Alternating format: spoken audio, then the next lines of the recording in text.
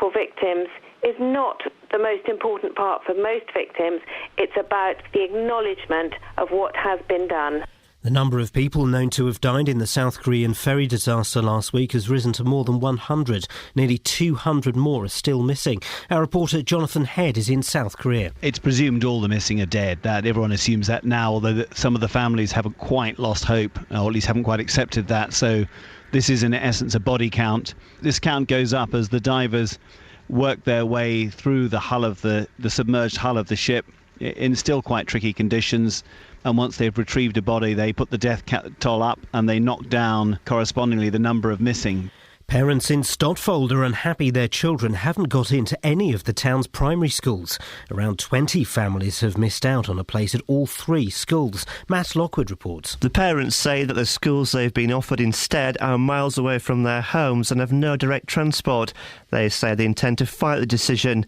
It's been reported that across Bedfordshire, 67 families have failed to get a place at any of the schools they named as their preferred choice. In sport, Stevenage have been relegated from League One after a 3-1 defeat at the hands of Bristol City. Meanwhile, Luton Town skipper Ronnie Henry lifted the Conference Trophy after their 4-1 win over Forest Green. Luton Town have been crowned Conference champions. Ronnie Henry is handed the trophy. He lifts it aloft and the party has started. And Luton Town are back in the Football League. And finally, speculation is growing about the future of Manchester United manager David Moyes. The club says reports that he's already been sacked are untrue. The weather will be cloudy with rain this morning, but turning brighter this afternoon. Top temperatures around 16 degrees Celsius, that's 61 degrees Fahrenheit. Get the latest news and sport online at bbc.co.uk/3 counties. I am going to retire because I'm not going to sit here all night reading emails. BBC Three Counties Radio's big tour of beds, hearts and bucks. If you walk around down by the riverside, you'll meet people from all over. Every one of them will wave and say hello. All this week, we're featuring London Colney. My favourite bit about London Colney are the people. There's such a mix of people.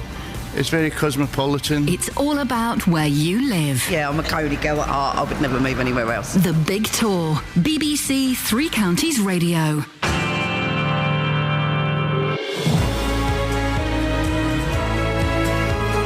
I'm like DJ's Fats and Smalls today. I'm the master mixer. The wheels of snow. No. Morning, this is Iain Lee, BBC Three Counties Radio. I've done been off, I'm back, I'm done off tomorrow. I apologise for that. Well, I've got a question about parking at airports. I know. Not the most exciting question that could ever be asked, but it has to be. Good to see the team is still here. Catherine Boyle. Morning, Catherine. Still here. Kelly Betts. Morning, Kelly. I'm here. Here we go, you see. Alan Bennett's joining us for a show today. Lots to talk about, including Rats in Kitchens, not the Ube 40 song. The Thing. Parents in Limbo, not the dance. Who invented the limbo? Why would anyone think, hey, I know what? You know that really low thing over there? Let's try and go under it, but face up. Rum. Ah. And Hatters in Heaven. That football team done well. If you want to get in touch, then you may. This is how you do it. 08459 455 555. Got it? Across beds, hearts and bucks. This is BBC Three Counties Radio. After Lord Wally of Webb sucked the life out of radio by playing that Westlife song, I feel like I have to breathe into its lifeless body and try and resuscitate it with some up-tempo pop. You called me last night on the telephone, and I was glad to hear from you, 'cause I was all alone. You said, it's snowing, God, I hate this weather. Now I walk through blizzards just to get us back together. We met in the springtime at a rock and roll show. It was on the Bowery when it was time to go. We kissed on the subway in the middle of the night. I held your hand, you held mine. It was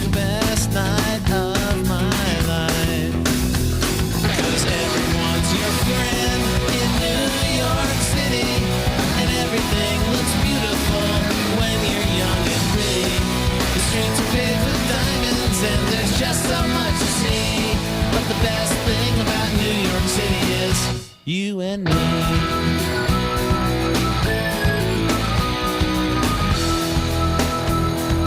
Statue of Liberty, Staten Island, Ferry, Co-op City, Katz's and Tiffany, Central Park, Brooklyn Bridge, the Empire State where Dylan lived, Coney Island and Times Square, Rockefeller Center, wish I was there.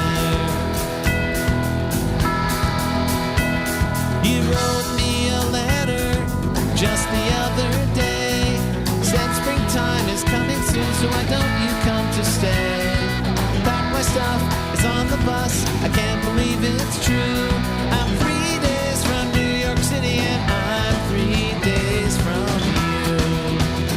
Because everyone's my friend in New York City, and everything looks beautiful when you're young and pretty.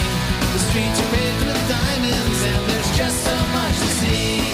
But the best thing about New York City is you and me.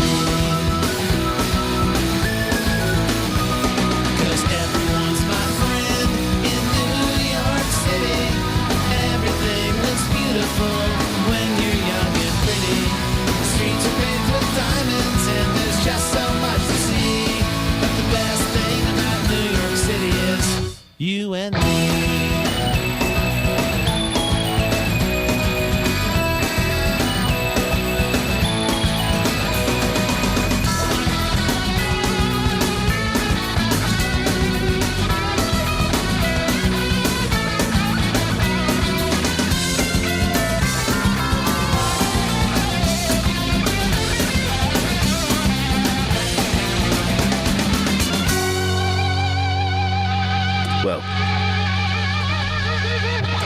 If that's not target audience, I don't know what is. Morning, this is Iain Lee, BBC Three Counties Radio. Lots to talk about. First up, a group of Luton neighbours have been sharing their flats with rats. Oh, I hate mice. Mice are obviously disgusting, but rats are like mice to the power of 100. I never understood Tom and Jerry? Yes, I do. That was my only experience of vermin infestations in the past. Wow. And then I went in the garage and put my hand in a box and a mouse ran across it, and I found myself doing that thing. I was the baggy stockinged woman on a stool going, ah! Why? It's the shock, isn't it? Well, this is why are mice? Why are mice so scary? Because they're not really. It's the way they move. Yeah. And they wee on everything. Yeah, they're incontinent. Mm-hmm. So rats must be incontinent to the power of. Exactly. We had them as pets when I was a student. Rats. They're very clever. You called them pets. They lived in the wall. We called them Benny and Bjorn, and they answered to their names. Did they really? Yeah, Well, they're really, really clever, frighteningly so. Now, those are the fun rats, the nice rats, but they're not always nice rats, are they? We've been asked to look into the problem of rats by someone concerned that nothing is being done to stop them using sewage pipes to get into the council properties in Pond Close. This really is horrible. Apparently, they're running around inside the walls, and dig this, popping up in kitchens and bathrooms. Yeah, I said dig this. I can handle it. I've had a week off. I'm feeling louche. Is louche a word? Yeah, I don't think it's the word you were reaching for. OK, douche. Our reporter Ben Nye went and had a look at this very serious issue this weekend. OK, so I've just come into the block of flats, and let's knock on the door. Hi, Nikki. So you've had a bit of a problem with the rats, have you? A problem that's lasted about 8 years in the whole block. So we're just coming through to the kitchen. I had the council out on Monday. As you can see, we keep a bucket in front of it to keep it out of the way. But you can see down there, there's poison, a rat trap, and you can see the claw marks with the sawdust in the corner. Oh, my goodness. So we're looking under the sink. So they're coming through the sewage pipes? They've come through the sewage pipes and going through the cavity wall installation. They've made tunnels through it. And I can see at the back of your cupboard, you've got nothing in there. All you've got is a rat trap. You've got a bucket for a mop. And then this door jammed shut. Yeah, with the rat poison down there. We cannot put any food in the bottom cupboards at all. Plates are not being put in the bottom cupboard because we've just got to rewash them to use them. And everything's trying to be put in the top cupboards or in plastic buckets high as possible. Yeah. The body, I'd say, the longest one we've seen goes up to about 8-10 inches, with the tail on top of that. Linda, you're another resident in the flats. What effect is this having on you? It's a terrible effect because you have to keep the kitchen doors shut during the night, And the first thing in the morning, what you're doing, you're going in looking at cupboards to see how many rats you got. You have to put them in carrier bags and put them in the dustbin yourself. It shouldn't be happening in this day and age. Can you hear the rats going about at night as well? Across the ceiling, it's like a football team. How on earth do you sleep? Well, I'm on every sedation, so... Sleeping tablets? Yeah, once I'm asleep. But before, you could hear them scratching up the side of the walls in the cavity there. You can't leave any food out, you can't have anything, because they'll get to it. Yeah, that's it. I came out last year and had a loaf of bread on top of the fridge freezer, and the middle of the bread was completely gone. They'd eaten all the bread. The dead, all the breads. Flippin' heck. Morning, guys. What horrific... What poor... I feel bad now for joking about Benny and Bjorn before that. What an awful situation for those poor people. Horrible, and not knowing where they are, where they've been, what they've been eating before you've got to it. I think rats can do this. I know mice can do this. So I don't think blocking the door works, because the reason mice can get through such small holes, they can collapse their spine. Oh. So mice can get under... This is true. Mice can get under doors. They can get through tiny, tiny cracks because they can collapse their spine. I'm assuming rats can do the same thing. We need a rat expert, a rexpert. 08459 455 555. They are clever. They can problem solve. I can tell you that from my experiments with Benny and Bjorn. We played with them in a kittenish style, yes. Obviously adapted for rats. We used to get monkey nut, and we only did it once because it didn't work. Monkey nut and a bit of cotton, and play with them. You just tantalise them a little bit to get them to play. Yeah. They sat back on their haunches, looked at the thing, bit through the cotton, took the nut.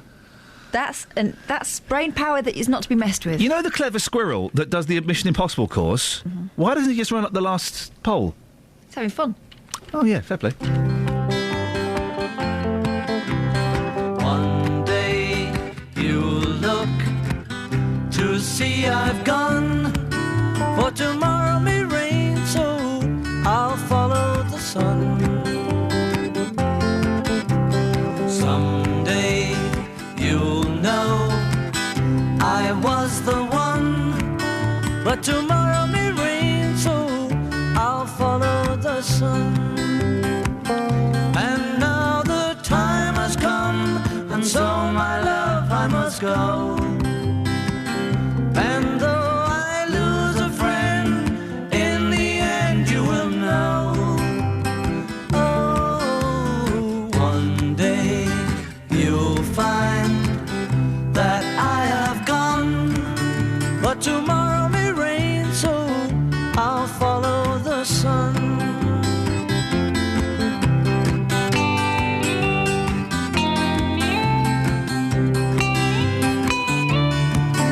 Yeah, tomorrow may rain, so I'll follow the sun. And now the time has come, and so my love I must go. And though I lose a friend, in the end you will know. Oh, one day you'll find that I have gone, but tomorrow may rain, so I'll follow the sun.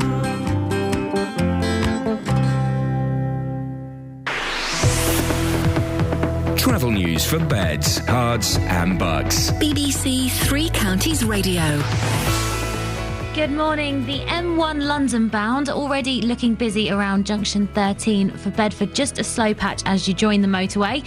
But other major routes looking good at the moment. Got some roadworks to watch out for in Stoke Mandeville. Station Road is closed in both directions around Eskdale Road.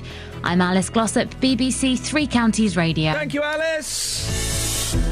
It's coming up to 6:16. It's Tuesday. There we go. We'll have that one. The 22nd of April. I'm Iain Lee, and these are your headlines on BBC Three Counties Radio. People at a block of flats in Luton say they've been overrun with rats for almost a decade. Details about how victims of Jimmy Savile can claim compensation have been published this morning. And parents in Stotfold are unhappy their children haven't got into any of the town's primary schools. The weather today, cloudy with rain this morning, brightening up this afternoon. Hasn't it been nice recently? BBC Three Counties Radio.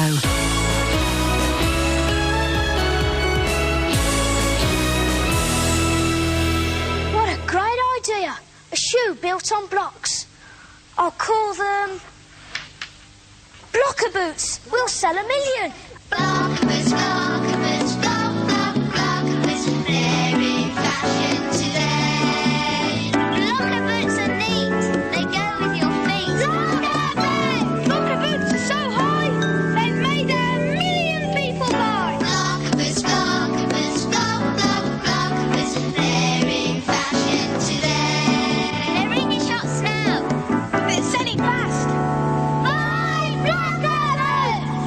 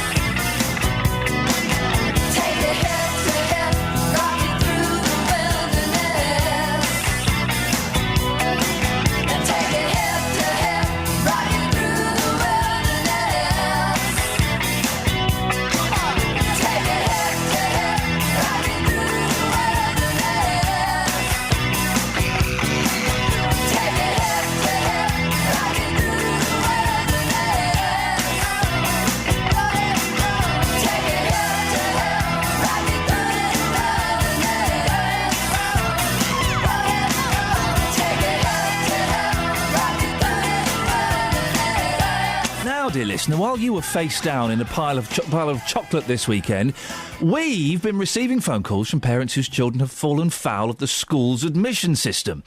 In Buckinghamshire, children have been given places at a Sikh school they never applied for. They didn't apply for it because they're not Sikh. And in Bedfordshire, parents in Stopfold have been told their children will have to go further afield because there aren't enough places at any of the town's three primary schools. Well, Anna Marie Callanan joins me now from Stopfold. Good morning, Anna Marie. Hi, Ian. How are you this morning? I'm all right this morning, probably better than you. What's happened? So basically, we have 3 schools in the area. They've put up quite a few housing developments in the area recently, quite large ones. And they have basically, instead of keeping an old school open, they closed the school and relocated it to one of the new housing developments. So that leaves the village that has really, really grown in numbers with 3 schools, and now we find that our children are not being placed. About 70 children have not been placed in school placements in the schools in the village and have been sent out sort of 6 miles away. Blimey. Yeah. So let me get this. How old are your kids? They're primary school children, aren't they? We're talking about 4-year-old children. Right, okay. Here. You know, these are young kids who are very, very upset about not getting placements. One of my friend's children actually turned around to his mummy and said, "Mummy, have I been a bad boy? Is that why I haven't got a place at school?" And, 4-year-old children should not be made to feel like this. No. It's just really sad. And how do you explain to them that some of their children have got places at the school, but they haven't? They're going to be sent to a place they don't know, with children they don't know, and that's heartbreaking. I've put my son in the nursery attached to the school in the hope that he could form bonds with the children and get to know, familiar with the surroundings, and now he's going to be ripped away from that and sent to a place that he doesn't know. So how far away has your boy got to go? 6 miles. 6 miles. 6 miles there, 6 miles back. Yeah, but on the morning we're looking at 20 minutes, half an hour in traffic as well. So, and this is going to have a massive impact on my life. I'm a single mum. I moved up to Stopfold to be near my sister, who lost her son last year to a brain tumour. So I've moved up here from Harrow, just outside of London. And, I rely greatly on my family. I don't have fantastic health myself, so I rely greatly on my family. And, this is going to have a big impact on my life because I can't rely on people to drive 20 minutes down the road to get my son from school. So, it's a massive problem. Have you spoken to the council, to the local schools? What have they said to you?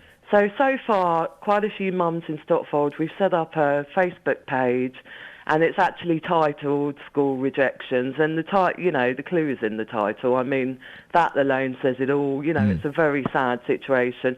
We've all got together a Facebook page. We're having a meeting next week to all get together and try and talk to the council. Is there anything you can actually do, though? I mean, yes, you can support each other, but can you make a change? We have a slight thing going on where we think that there has been a miscalculation in the catchment area. They seem to have done the catchment area from the old Rowcroft, not where it's been moved to.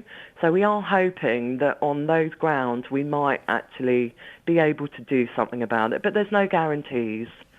So, this is something we are going to fight. We're going to see if we can have a resolution because it's very unfair that some children get places, other children don't. There seems to be no rhyme or reason to... Apparently, a child from Langford has got into Rowcroft, and that, to me, is bizarre because that's where, children are being sent out to school. So how close is your local school to you, the school you were hoping to get into? It would take me 2 minutes in the car. It would take me maybe 10 minutes to walk there. Wow, and you didn't get him? No. Must be gutting. Yeah, absolutely. I mean, there's no, the education system talks about, how we must care for our children and nurture them, provide them with a safe environment where they feel safe and secure, which is exactly what we've done. We've put them in this beautiful nursery attached to the school, and they feel safe and secure, and then we're going to take that all away from them and put them in a place that is completely strange to them. Yeah. And that, to me, is just really sad. And as a parent, it's tough, but you know, 4 and 5-year-olds, on looking on the little bit of bright side, 4 and 5-year-olds are very tough and very resilient. They are. And they adapt to change well. So although it's not perfect, and hopefully you can get him into a closer school, your little boy's going to be all right, isn't he? I hope so. I'm sure he will. Hope so. Sure, he's a good lad. They do actually. I have to actually put forward that a lot of the parents in the village do not have cars, and their suggestion for not having a vehicle is that a taxi will come and pick them up. So we're supposed to put our 4-year-old children into a car with a stranger and say, off you go to no, everything's going to be okay. And that, for me, is not acceptable. That's crazy. As a parent, I wouldn't be up for that. You wouldn't, would you? No. I mean, any normal human being... You know, it's disgraceful, really. Especially as I was with my 4-year-old last week, and he was in a taxi with me, and he was trying to jump out the window. So can you imagine? It would be awful.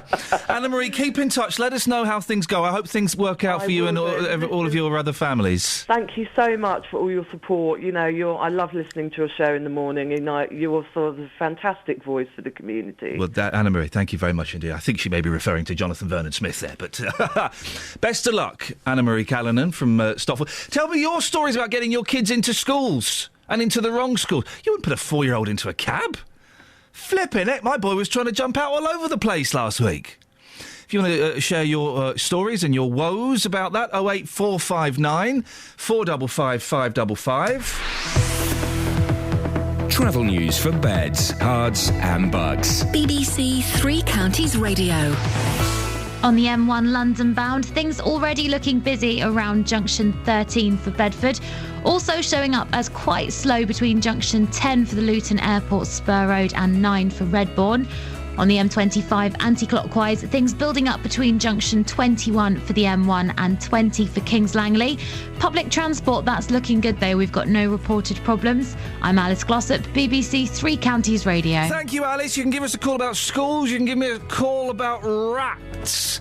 And also, if you're a seasoned traveller via the airports, I need a little bit of help. 08459 455 555. This is Iain Lee, BBC Three Counties Radio. It's coming up to 6:30.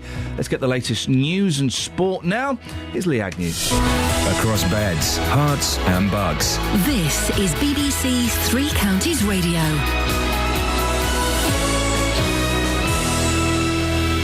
It's 6:30, the headlines. People who live at a block of flats in Luton have been living with rats for almost a decade. They say the council has found a problem with the sewers in Pond Close, but it hasn't been fixed. Adverts will appear in national newspapers today telling those who were abused by Jimmy Savile how they can claim compensation. Those who come forward will have to prove what contact they had with him. The number of people known to have died in the South Korean ferry disaster last week has risen to more than 100. Nearly 200 more people are still missing.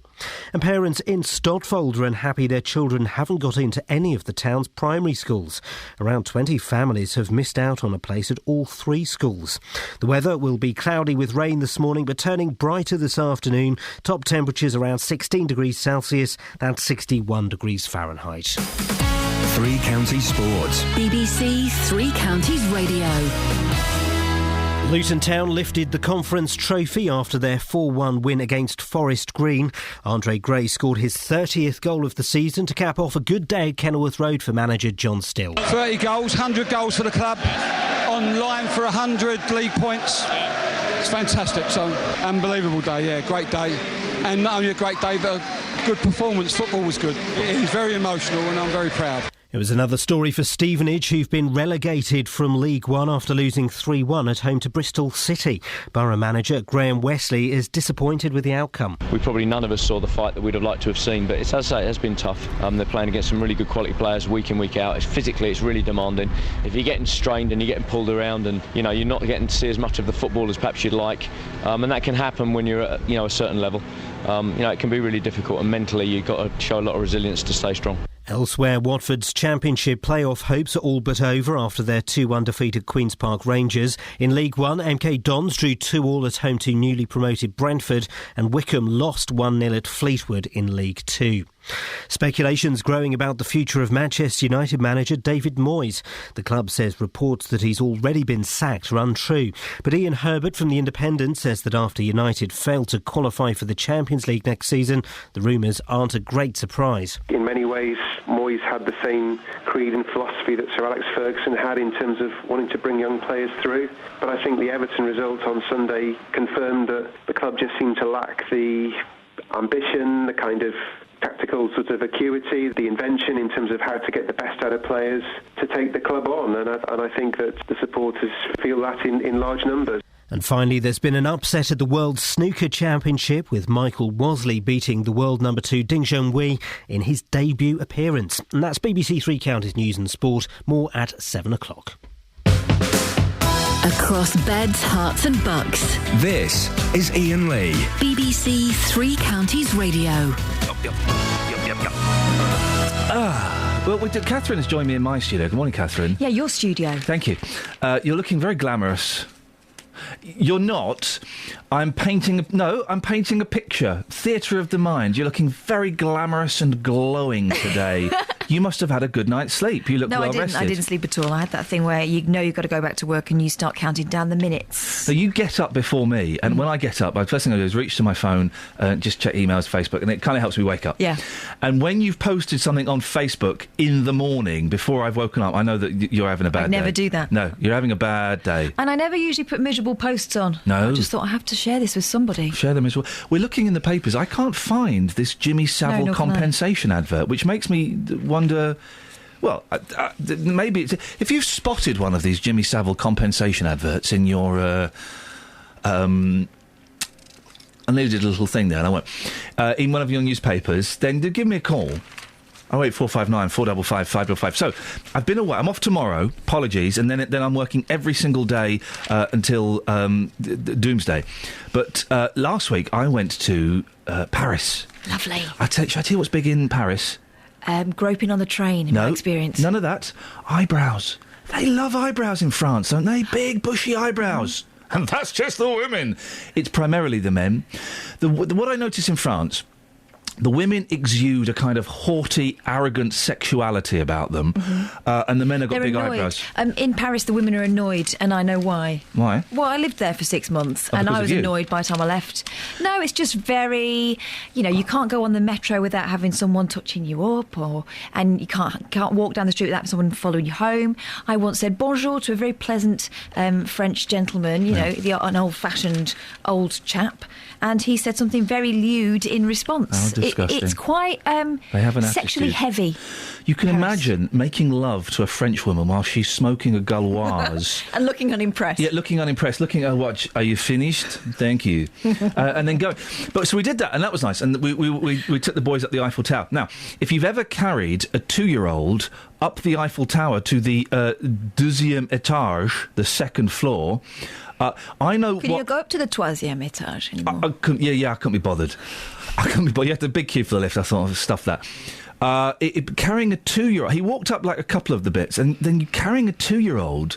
Now I know what fat people feel like walking upstairs. And I'm being serious. That is a lot of weight to carry. It's like those. I felt like Jeff Capes, the world's strongest man, where he had to carry a big rock and put it on the back of a cart. I was doing that. I did a Scoins. I nearly went to A&E. I thought I was dying. Paul Scoins went to A&E, by the way, because he thought he was having a heart attack. He was just jogging. He'd run. He'd do some running. But very, very hard, strenuous running. Oh, yes. So it was... So you put the child down, everything was better? Yeah, yes. Did he enjoy the deuxième étage? Oh, they love the deuxième étage. They loved it. So that was fun. They like Love You? They love Love You. And then we went to Euro Disney. Good. Magical. It's not called Euro Disney. It's called Disneyland Paris. Euro Disney. But it's a magical place where dreams can come true, and to see the children's faces light up as they saw Mickey, and both the boys got a little crush on Minnie, and they saw Minnie, and Mary Poppins went past, and my boys met Snow White. Wonderful. Luckily, they didn't see how miserable all of the serving staff were there. Just you can imagine someone going for a job at Euro Disney. Well, your CV's great. You've worked in theme parks. You've worked with people. Can I ask? Do you like people? Oh yeah, I love adults. I love kids. I love to serve. I love smart. I don't think it's going to work out. We're kind of looking for kind of surly, dour, miserable people who won't make eye contact and will be very rude. I think there might be a process by which, and I know there is a process by which they line them up at the beginning of the season. Yeah. And they go along with a clipboard with the new recruits and they say fur, face, fur. Oh, wow. And all the mingers get put in the masks. Wow. Oh. And all the good-looking types, like you and I, yes, we get the costumes. I can imagine myself as a Snow White, possibly. You know, I've got that kind of... Snow White's mum? Sunny disposition. Maybe the Wicked Queen, yeah, on most mornings. But we'd get face. OK. There must be a third group who don't even get to that point. Yeah. Who look really miserable. They get put in the hatches. There was and I mentioned it to some of my friends who've been to the proper Disney in America. And, of course, America is the home of good service. I mean, they may be atrocious at many, many things. They do service brilliantly. And all my friends who've been to the real Disney said, oh, no, you wouldn't get that in there. Everyone's... They're not allowed. We had to move out of the way because a truck was coming with Donald Duck on. And, you know, in America, boys and girls, I'm so sorry. Could you... What we got... Hey, move! No. Hey, move! I beg your pardon? I'm sorry, are you a Disney employee? Jean-Claude. And also, right, after that, there was a springtime kind of like little thing where a lot of the characters go by in a car. Easter bonnets. Yeah, wonderful, wonderful. The chimney sweeps come by from Mary Poppins, right? This is why they told us to move, because a beautiful coloured carriage was coming carrying the chimney sweeps, right? The chimney sweeps... They were just sat there having a chat with each other. Fag, maybe. They weren't. They didn't have a fag on. But they were just sat there having a chat with each other. And I'm thinking, oi, until you pass through those double doors, you are on show. Come on, wave to my boys. Were they chatting in character? Were they talking about flus? I didn't get that close. Mary Poppins. I did say, when Mary Poppins and Dick Van Dyke went by, I went, hello, Mary Poppins. And Dick Van Dyke laughed at me. It wasn't Dick Van Dyke. I don't know what the character's called. His name was Richard. Yeah, Richard. Anyway, you can share your experiences of the excitement and disappointments of Euro Disney. 08459 455 555. Should we play a song? Go on. And then look at the Papas? Yeah, go on. That's what they call them in France.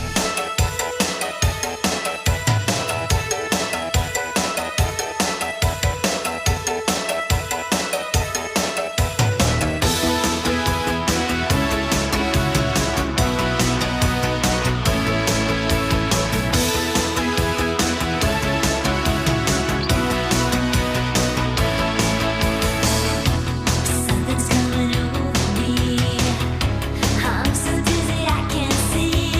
Can't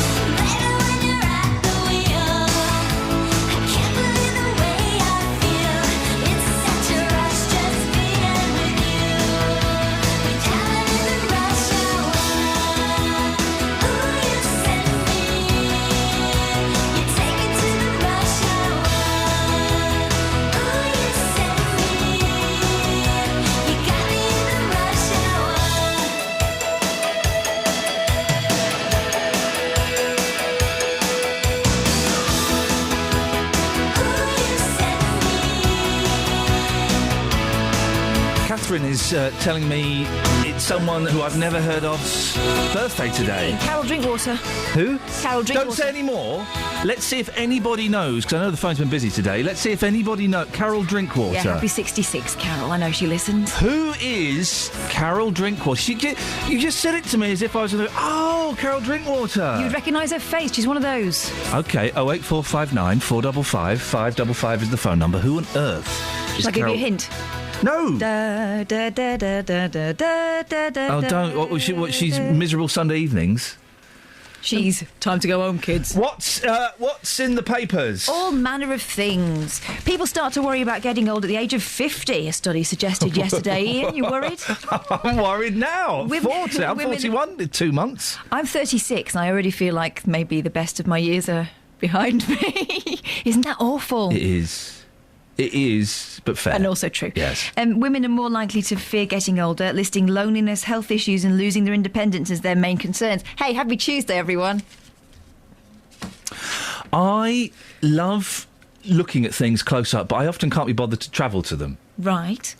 Common problem, I imagine. It is a problem. So what I normally use, binoculars. The problem with binoculars, you've got to hold them. What kind of items are we talking about you looking at through your binoculars?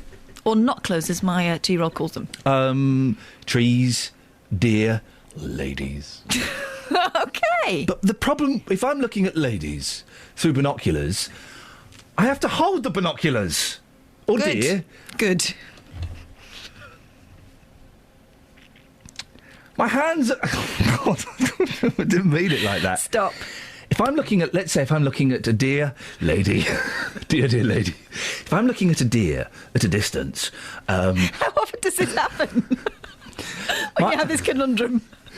My hands are full with the binoculars. You might want to look at the map to see where the next point on your geocaching... Or I can't draw a little sketch in my sketch pad. OK, well, look at this page. Page 44 of the Sun. Oh, my goodness. Forget expensive, bulky binoculars. Hands-free binoculars give you the magnification of binoculars in a lightweight pair of glasses. No more carrying heavy, bulky binoculars. So lightweight, you will hardly know that you have them on. But everyone else will. You look like a perv. I better know I've got them. I want to see things further away. This is like old-fashioned Google Glass. Amazing new hands-free binoculars. Zoom in at home or away with up to 400% magnification. Some of the examples: a bird, a man on a horse, a man doing a wheelie on a motorbike. How much? They're free. With hands-free binoculars for every reader. I want one. Oh, hang on. Amazing introductory offer. Buy one pair of hands-free binoculars for just $19.95 and get a second pair free. Go on, I'll go twos in with you. Can I get the free pair then? Yeah. You get the ones you pay for. No. But what's brilliant, right? The only hands-free binoculars you'll ever need. As though there are a massive range of hands-free binoculars. Which hands-free binoculars do I take today? These are the only ones I'll ever need. Pass me my pervo gogs. Look at this. There's a picture of the woman wearing them. She looks like she's got milk bottles on. Your head follows the action. Wow. Oh man alive! Right, okay, we're gonna go to the travel, and then we're gonna order some of these. These are just too good to pass up. Travel news for beds, cards, and bugs. BBC Three Counties Radio. The A1M southbound looking heavy on the speed sensors between Hitchin and Stevenage. Also the M1 London bound, heavy going between junction 10 for the Luton Airport Spur and 9 for Redbourne. The M25 anti-clockwise, slow going between junction 21 for the M1 and 19 for Watford. Public transport, no reported problems. I'm Alice Glossop, BBC Three Counties Radio. Thank you very much, Alice.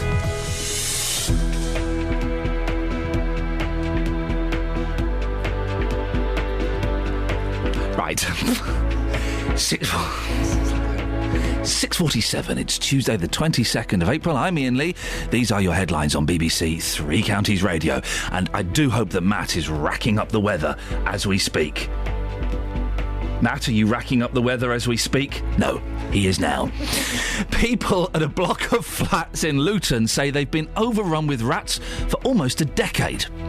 Details about how victims of Jimmy Savile can claim compensation have been published this morning.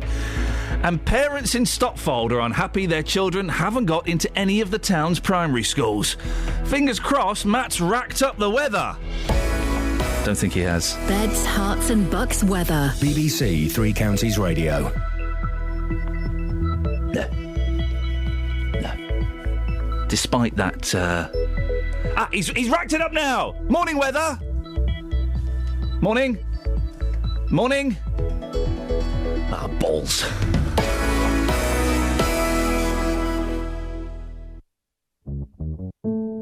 If you've missed any of the programmes from the last week, you've missed things like this. What could I do? I started to scream, of course. I didn't even have time to give my last hug, you know. But there is a way you can hear it all again. You're listening to a special programme on BBC Three Counties Radio, looking at the incredible story of St Albans woman Philomena Lee. Go to bbc.co.uk/Three Counties and click on Listen Again. All of our programmes are available for 7 days, allowing you to listen to what you missed. bbc.co.uk/Three Counties. Lee Agnew, our news gentleman this morning, and he is indeed a gentleman. Every time a lady comes into the office, he stands up. Has sent us this message. The woman who sang that song, Rush Hour, Jane Weedlin, played Joan of Arc in Bill and Ted's Excellent Adventure. Oh, we know. We know. She was also in Star Trek 4, The Voyage Home. They're making a trequel. They're making a third Bill and Ted movie. Oh, what for? For fun. For giggles. For whatsits and giggles. Wally from Watford's on the line. Morning, Wally. To make money. That's why I'm making the film, to make money. It's obvious, isn't it? Weather. Not today, Jeffrey. What else have you got in the papers? Parents want to win more than their children. 2 out of 3 children dislike competitive sport. I have to do it in that voice. I don't like sport. Tough. Or feel unmoved by a desire to win, with many anxious at the prospect of losing, a survey suggests. Tough, that is life. A competitive streak was far more important to today's parents, who are typically more committed to team games than their children. I blame this on Pass the Parcel. Go on. Oh, go on. Yep. Because they are shielded from disappointment in a mild way from the moment they're able to go to parties, right? Yep. Everyone gets a prize, everybody wins. No, at my parties they don't. Yeah, you're the one that... I knew there was someone who played Pass the Parcel in a naughty way. It's you. Not in a naughty way, in the right way, right? Right. Because I noticed that children were sitting there waiting for their turn. They realised they were going to get a turn and they were all going to get a sweet. Yeah. And then when they had their sweet, they weren't interested until the last final moment, and they realised that there was a prize up for grabs. And they thought that because they've had a sweet, they're probably not going to win. They've already rumbled us, parents. You need to change the goalposts. Here's what you do. Put forfeits in. Yeah. Everyone's involved. Everyone's having a laugh. Everyone joins in. They're gripped. And then they learn to win. I don't think I like you. I think that's a really miserable way. No, it's not. To play it? It's a fun way to play it. Come on, these kids They're just are sitting there waiting for their Haribo Star they're Mix. 4 years old. No. Let them play and let them win something. They need to goodness feel sakes. the jeopardy. That's the fun. M-O-A-P Farah. Mo-A-P Farah. Right. That's it, Mo-A-P Farah. Why? A man of 74 has become the second runner probed for an unbelievable time in the London Marathon. OAP, Frank Staples, chugged around the first half of the 26-mile course in 3.5 hours. But he did the second 13 miles in a blistering 1 hour 14 minutes, only 7 minutes slower than the women's world record set by Paula Radcliffe. Well done, him. No, Mr. Staples, a retired insurance broker from Great Somerford, Wilts, denied cheating and blamed a technological error for his finishing time of 4 hours, 39 minutes and 57 seconds. He said, "A cheat? Good God, no. I don't remember being matched to record times. I can't explain it. It's not my fault. Now go away."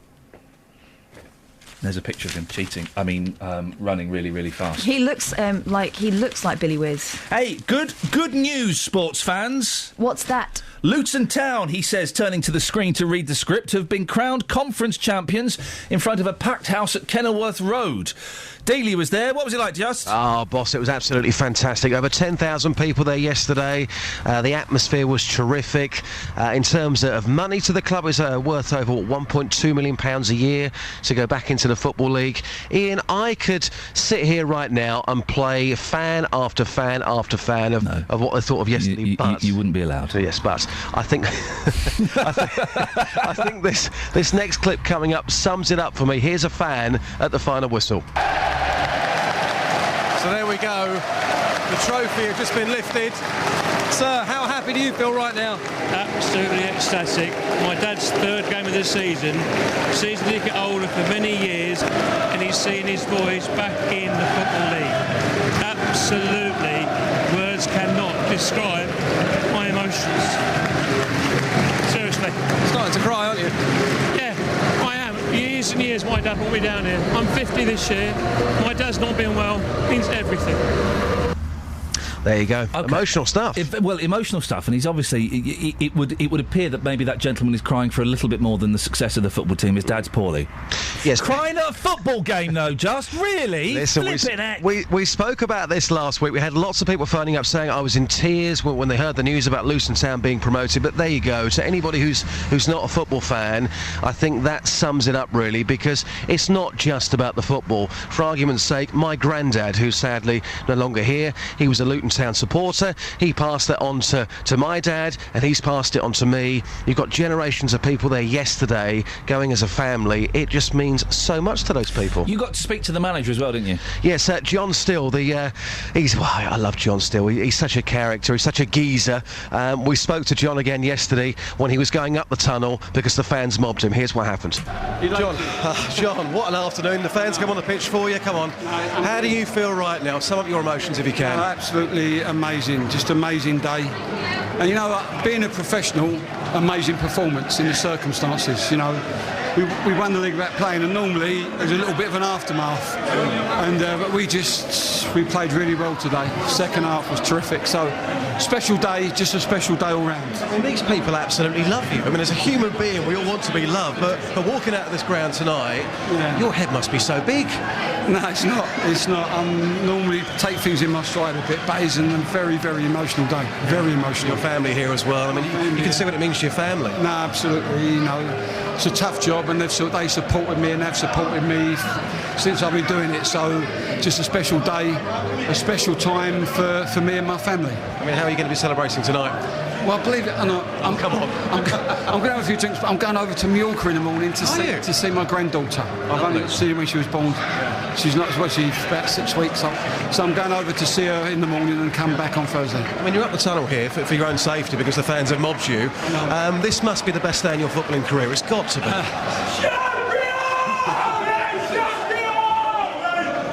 That lunatic, by the way, is Steve McNulty. It is a special day, but you know, I won this league with a team that I supported as well, which was special. But because it's happening now, this is amazing. It's an amazing day. Just amazing. I can't explain it. It's amazing. And it's still going to go. Amazing. You don't want to be talking to me. You want to go enjoy the party. All the best, John. Take care. Thanks very much. Well, it sounds like it was an amazing day, Just. It was an amazing day. And, of course, come August, Luton Town are back in League 2, back in the Football League after 5 years. Well, I hope they enjoy their year there before they come back down. Oh, dear. Now, listen, a bit of bad news. You know Glenn Campbell? It's his 78th birthday today. Yep. He's just been moved into a care home because his Alzheimer's has got so bad. Yeah, I heard, Yeah, I'm a big fan of Glenn, so if you don't mind, Just, I'm going to cut this a bit short so I can squeeze in a bit of Glenn, but we'll talk more about Luton later. Yep, you go for it. Cheers, my dears. Ta-ta.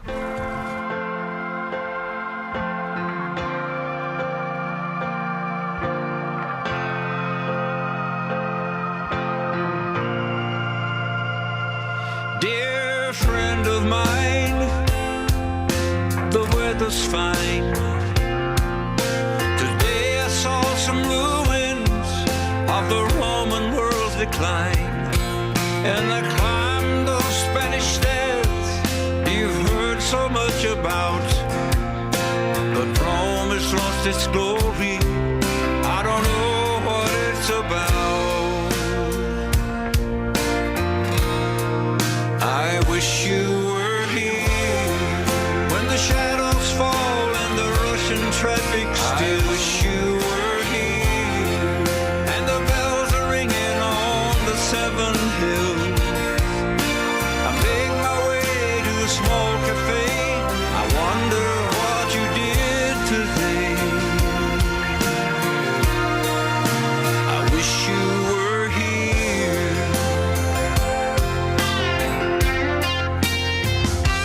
Dear one at home, I just flew in from Rome, and Paris This is a postcard, all decked out in color chrome. So I climbed the Eiffel Tower and I prayed at Notre Dame. But I just can't find the romance, and I wonder why I came. I wish you were here on the Champs-Élysées, lovers walking hand in hand. I wish you were here to take one look at me and they seem to understand. The city of light is a lovely sight, first bright star I see tonight. I wish you were here. Now I write this on the plane, and I'm drinking cheap champagne and wondering how two people got so far apart. Oh, man. Glenn Campbell, 78 today. Just moved into a care home because of his Alzheimer's.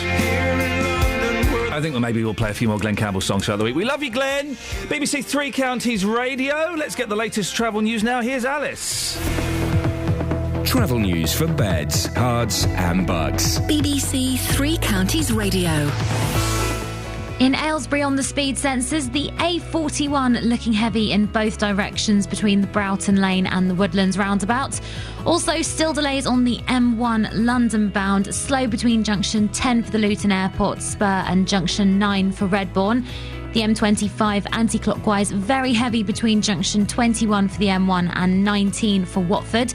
Public transport has no reported problems. I'm Alice Glossop, BBC Three Counties Radio. Alice, thank you very much.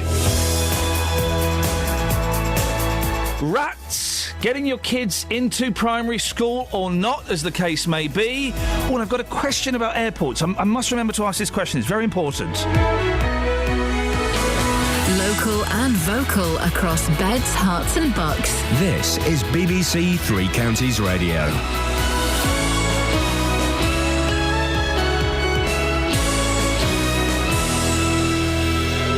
It's 7 o'clock, I'm Lee Agnew. The headlines: people in Luton say their homes are plagued with rats, compensation for victims of Jimmy Savile, and another row about school places in Bedfordshire. BBC Three Counties Radio. People who live at a block of flats in Luton have been living with rats for almost a decade. They say the council has found a problem with the sewers in Pond Close, but it hasn't been fixed. Tenants say it's turned their lives upside down. We cannot put any food in the bottom cupboards at all. Plates are not being put in the bottom cupboard because we've just got to rewash them to use them. It's a terrible effect because you have to keep the kitchen doors shut during the night. And the first thing in the morning, what you're doing, you're going in looking at cupboards to see how many rats you got. Adverts will appear in national newspapers today telling those who were abused by Jimmy Savile how they can claim compensation. Those who come forward will have to prove what contact they had with him. But child protection consultant Joanna Nicholas says payouts aren't the priority for victims. If you are concerned that you have been a victim of maltreatment or abuse or a crime, then you go to the police. And compensation for victims is not the most important part for most victims. It's about the acknowledgement of what has been done. The number of people known to have died in the South Korean ferry disaster last week has risen to more than 100. Nearly 200 people are still missing. Our reporter Jonathan Head is in South Korea. It's presumed all the missing are dead. That everyone assumes that now, although some of the families haven't quite lost hope, or at least haven't quite accepted that. So this is in essence a body count. This count goes up as the divers work their way through the hull of the submerged hull of the ship in still quite tricky conditions. And once they've retrieved a body, they put the death toll up and they knock down correspondingly the number of missing. Parents in Stotfold are unhappy their children haven't got into any of the town's primary schools. Around 20 families have missed out on a place at all three schools. One of the parents, Anna-Marie Callanan, says it's very upsetting. One of my friend's children actually turned around to his mummy and said, "Mummy, have I been a bad boy? Is that why I haven't got a place at school?" It's just really sad. And how do you explain to them that some of their children have got places at the school but they haven't? In sport, there's mounting speculation that Manchester United's about to sack manager David Moyes. United are 7th in the Premier League, 23 points behind the leaders Liverpool. Stevenage have been relegated from League One after a 3-1 defeat at the hands of Bristol City. Meanwhile, Luton Town skipper Ronnie Henry lifted the Conference Trophy after their 4-1 win over Forest Green. Luton Town have been crowned Conference champions. Ronnie Henry has handed the trophy.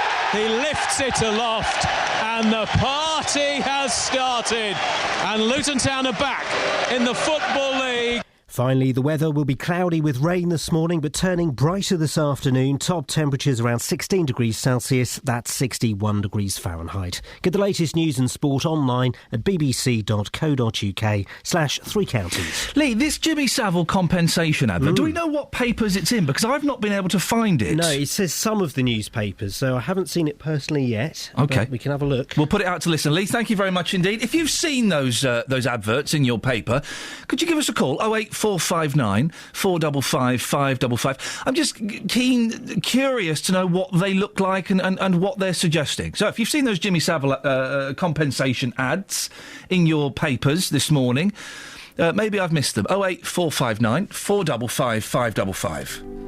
BBC Three Counties Radio's big tour of beds, hearts and bucks. It's such a nice place. It's a good place. People are nice. People are friendly. It's all about where you live. London Colney has all the features that you could want. And all this week we're featuring London Colney. I mean, if I had opportunity, I'd live here, in London Colney. I like it very much. The big tour of beds, hearts and bucks. BBC Three Counties Radio.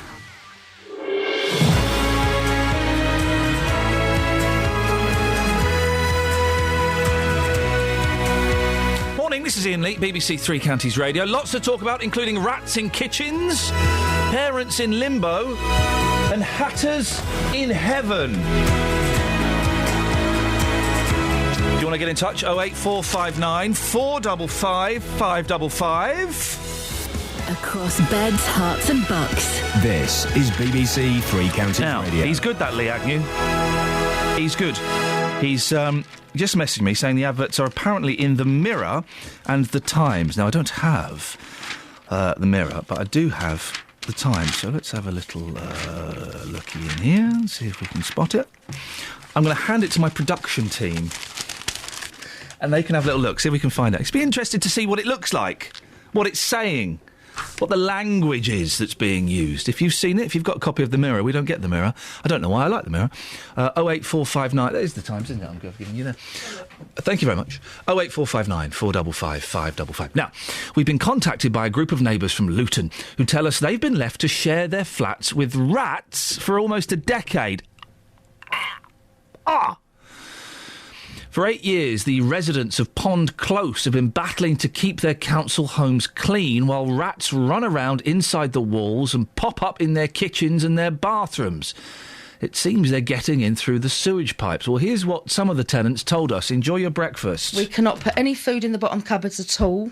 Plates are not being put in the bottom cupboard because we've just got to rewash them to use them.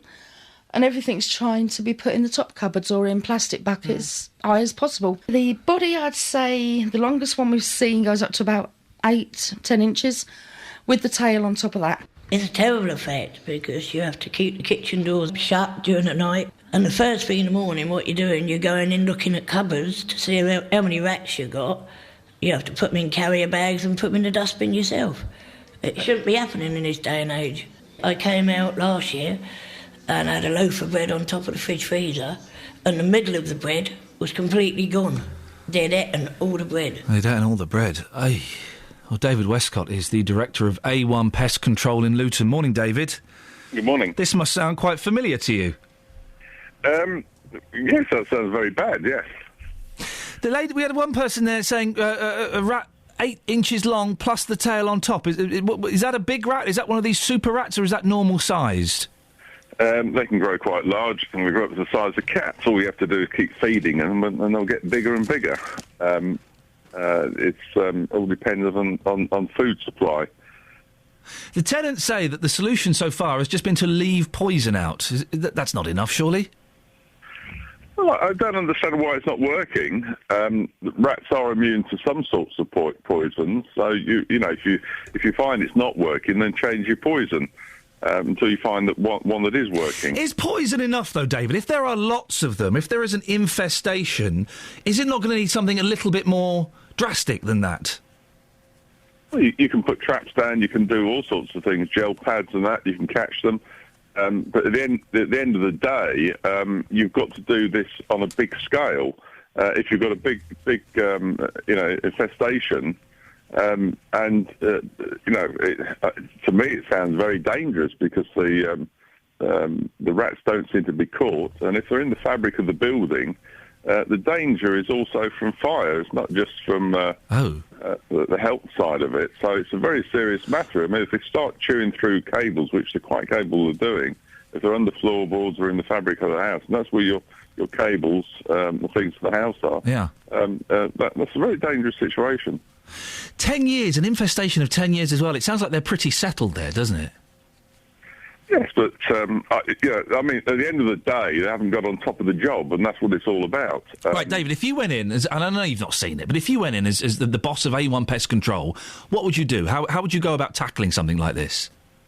Well, it'd just be find exactly where they're getting in from, and make sure that there's sufficient poison to cope with the job. The sound of it, I just can't believe they can be there for 10 years. I mean, they may be clearing it up once, and then they're coming back, because we've got. In the newspapers recently, last year, we were called the rat capital of Europe. There's more rats in Luton than anywhere else on the planet, I think, because we're not putting sufficient poisons down in the quantities that we were before. Councils are hard-strapped for cash. And it's a question of killing them all over the place. If you just kill them in one area, obviously they're a breeding population. A pair of rats, provided they can have sufficient food, sufficient warmth, and they can get water, they'll turn into 1,000 rats within a year. So that's the importance of it. They breed certainly a lot faster than rabbits, and we all know what they do. Well, they breed like rabbits. David, are rats the same as mice? Because mice can collapse their spine, can't they? Which is how they get under doorways and get through really small gaps. Can rats do the same thing? I'm not too certain about that, but, they can certainly get through small spaces. Blimey. David, I appreciate your time. David Westcott, Director of A1 Pest Control in Luton. Wow. If Luton is the rat capital of Europe, then he's going to be busy. How do we know David's not just releasing them into the wild? I'm sure he's not. 08459 455 555. If you live in Luton, you've probably seen rats then. It's the rat capital of Europe. Have you? You come across any? How did you deal with them? How do you get rid of them? Rats are flipping horrible. And if you don't live in Luton, if you live elsewhere in the three counties, what's been your situation with rodents and with rats and mice and things like that? Kind of, when you hear rats 8 inches long plus their tails, kind of makes you think, oh, well, do you know, some mice wouldn't be so bad. I remember once going out with a girl, and she lived in North London, in Bounds Green, and there was a mouse in her bedroom. What are we going to do? We're going to stay awake all night. That's what we're going to do. Terrifying. Absolutely terrifying. This little thing running around. And they tend not to cross rooms. They stick close to the walls, don't they? Which is why you put the traps at the side of the walls. That's what they're there for. 08459 455 555. We've got a pest controller on the line. Morning, Mark. Morning, mate. How you doing? I'm all right, thank you. You when you say pest controller, this is your job, is it, or just a hobby? This is my full-time job, yes. What do you reckon to this rat infestation, then? Right, well, what it is basically, in order to get rid of them, you've got to do three things. Yeah, go on. Exclusion, restriction and destruction. Yeah. What that means is you need to exclude them from the area, restrict their movement, and then basically put things down to get rid of them. Now, what it is, when you have a situation like this, quite often you can have a break in a sewage pipe. So what they'll be doing is you can have an old pipe, you can have a new building built on an old site, and you can have an old pipe underneath. So they're constantly coming up from the old pipe into the building. Now, I've dealt with this for years, and what you need to do is you need to have a camera survey. of the drains underneath the property. Yeah, go on. If you have a camera survey, if there's any broken drains or anything like that, that will allow you to spot where they are and seal them up. Now, there are things like when you've got the sewage pipe going down into the sewer, there's basically a one-way cap that you can fit over it to stop the rats coming up the sewer. So what it does is it lets the waste out, but when the waste is gone, it's sealed, so the rats can't get up. So why aren't the council then, Mark? If this problem in Pond Close has been going on for 8, 9, 10 years, why aren't the council doing all this stuff? Well, the thing is, have they been involved? They might not have been involved. To be honest with you, I've got friends on the council, and they work very, very hard, and they do camera surveys all the time. Right. So I'm not going to criticise them at all because they do a very good job. I don't know whether they might not have even been called out. Yeah, you've got a choice. You can either call out a council pest controller or you can call out a private pest controller. Now, private pest controllers can be quite good, but sometimes they haven't always got the experience to get camera surveys done to find out exactly where they're getting in. They keep laying bait, but they don't actually solve the problem because they don't get the hole sealed up. Well, the residents of Pond Close say they have been speaking to the councils, but is it supposing there are 8 houses in my street, okay, and we've all got rats, and I get rid of the rats in my house, but none of the others do, they're going to come back to me eventually, aren't they? Well, this is it. What you need to do, you need to carry out a block treatment, but it gets very complicated because you've got some tenants that will want to let you in. You've got other. I mean, I've done the same with cockroaches in a big block of flats, 80 flats. Yeah. The whole place was infested, but we could sometimes we could get into a few flats. Yeah. The next week we get into a few more. Then we couldn't get back in the ones we got back into. So access is a big problem. In an ideal world, you can get into all the properties and bait them up when you need to, but it doesn't work like that, unfortunately. Mark, what's your pest control company? Give yourself a plug. I can't, mate. Is it top secret? I work in the local area, right, for a company, but basically, I'd get into bother if I said exactly what company. Mark, in that case, we shall leave it there. With all of us having a slightly raised, intrigued eyebrow. Thank you, Mark. Mysterious pest controller. You want to get cameras down there, Kath? Get cameras down the tubes, wallop, and then you can see where they're coming in from. Bish, bash, bosh, easy dosh. I'm still intrigued. Mark's intrigued us.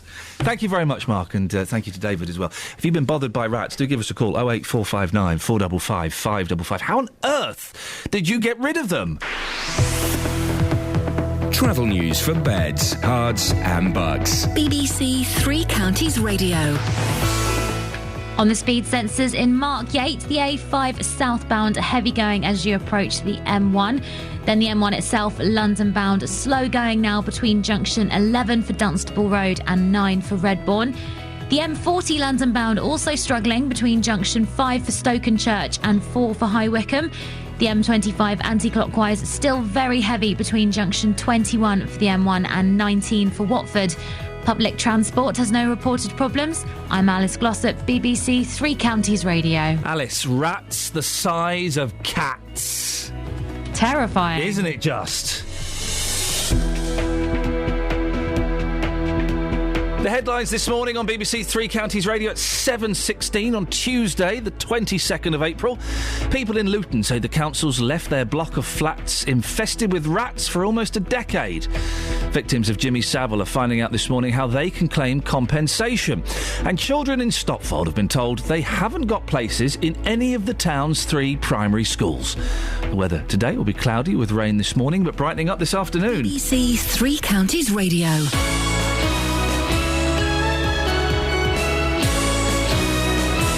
And what have we learnt about Luton today? We're called the rat capital of Europe. There's more rats in Luton than anywhere else on the planet, I think, because we're not putting sufficient poisons down in the quantities that we were before. BBC Three Counties Radio's big tour of beds, hearts and bucks. Parks, there's so many around here for children. And it's just got such a nice atmosphere and everyone's really friendly. Inviting everyone to where you live. Probably the best place to live for a good community, good lifestyle, friendliness. And all this week we're featuring London Colney. Just step out of the house, virtually into the fields, and it is very picturesque. The green down the bottom end there, bits by the river. If you've got a story everyone should hear about, let us tell them about it. Oh, I think the roads really do need to be looked at, resurfaced. Our high street needs resurfaced. The big tour of beds, hearts and bucks. I mean, if I had opportunity, I'd live here, like, in London County. I like it very much. Yeah, I'm a Coney girl at heart. I would never move anywhere else. BBC Three Counties Radio. Good on you, girl. We found the advert. There's one on page 30 of the Times. It's also in the Mirror, apparently. The advert that's encouraging, telling people they can claim compensation or make a claim against the estate of Jimmy Savile if they were abused by him. And it's a very formal, non-sensationalist kind of advert. In the High Court of Justice, Chancery Division, claim number in the matter of the administration of the estate of Jimmy Savile, a scheme to facilitate the handling of claims by victims of alleged sexual abuse. Notice is hereby given. Persons sexually assaulted by Jimmy Savile who have not notified claims to the National Westminster Bank as personal representative of Jimmy Savile will then lose the ability. Persons wishing to make a claim for sexual... I'm scanning through this. I'm not going to read the whole thing, obviously. Persons wishing to make a claim for sexual assault by Jimmy Savile against his estate must therefore notify the solicitors for the NatWest Bank at the following address. Claimants are strongly encouraged, if they wish to claim, to give notice within 6 weeks of the date of this advertisement. Warning, if notice is not given of a claim before distribution of the estate, all right to recover from the estate will be lost. It always seems quite straightforward and it doesn't seem straightforward in the slightest. It seems formal and properly done. I don't normally kind of talk about people when I've not heard exactly what they said, but I heard somewhere at the weekend that Joanna Lumley was saying something about claimants of historical abuse. I only know that she was saying that, a pat on the backside didn't constitute abuse. I don't know what she said about anything more than that. Okay. It's an odd one, isn't it? Because they won't be taking money from Jimmy Savile. They'll be taking money from Jimmy Savile's family, his rightful heirs. I would imagine. Is that fair? I mean, nothing is fair in this story. Fair is perhaps the wrong word to use.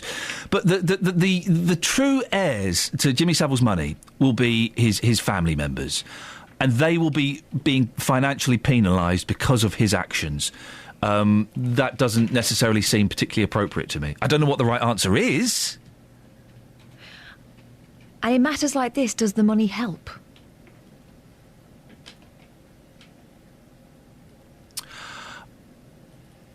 It's a tough one. I think for some people, it might help a bit, actually. It might help as like a full stop to the story. But it might help as...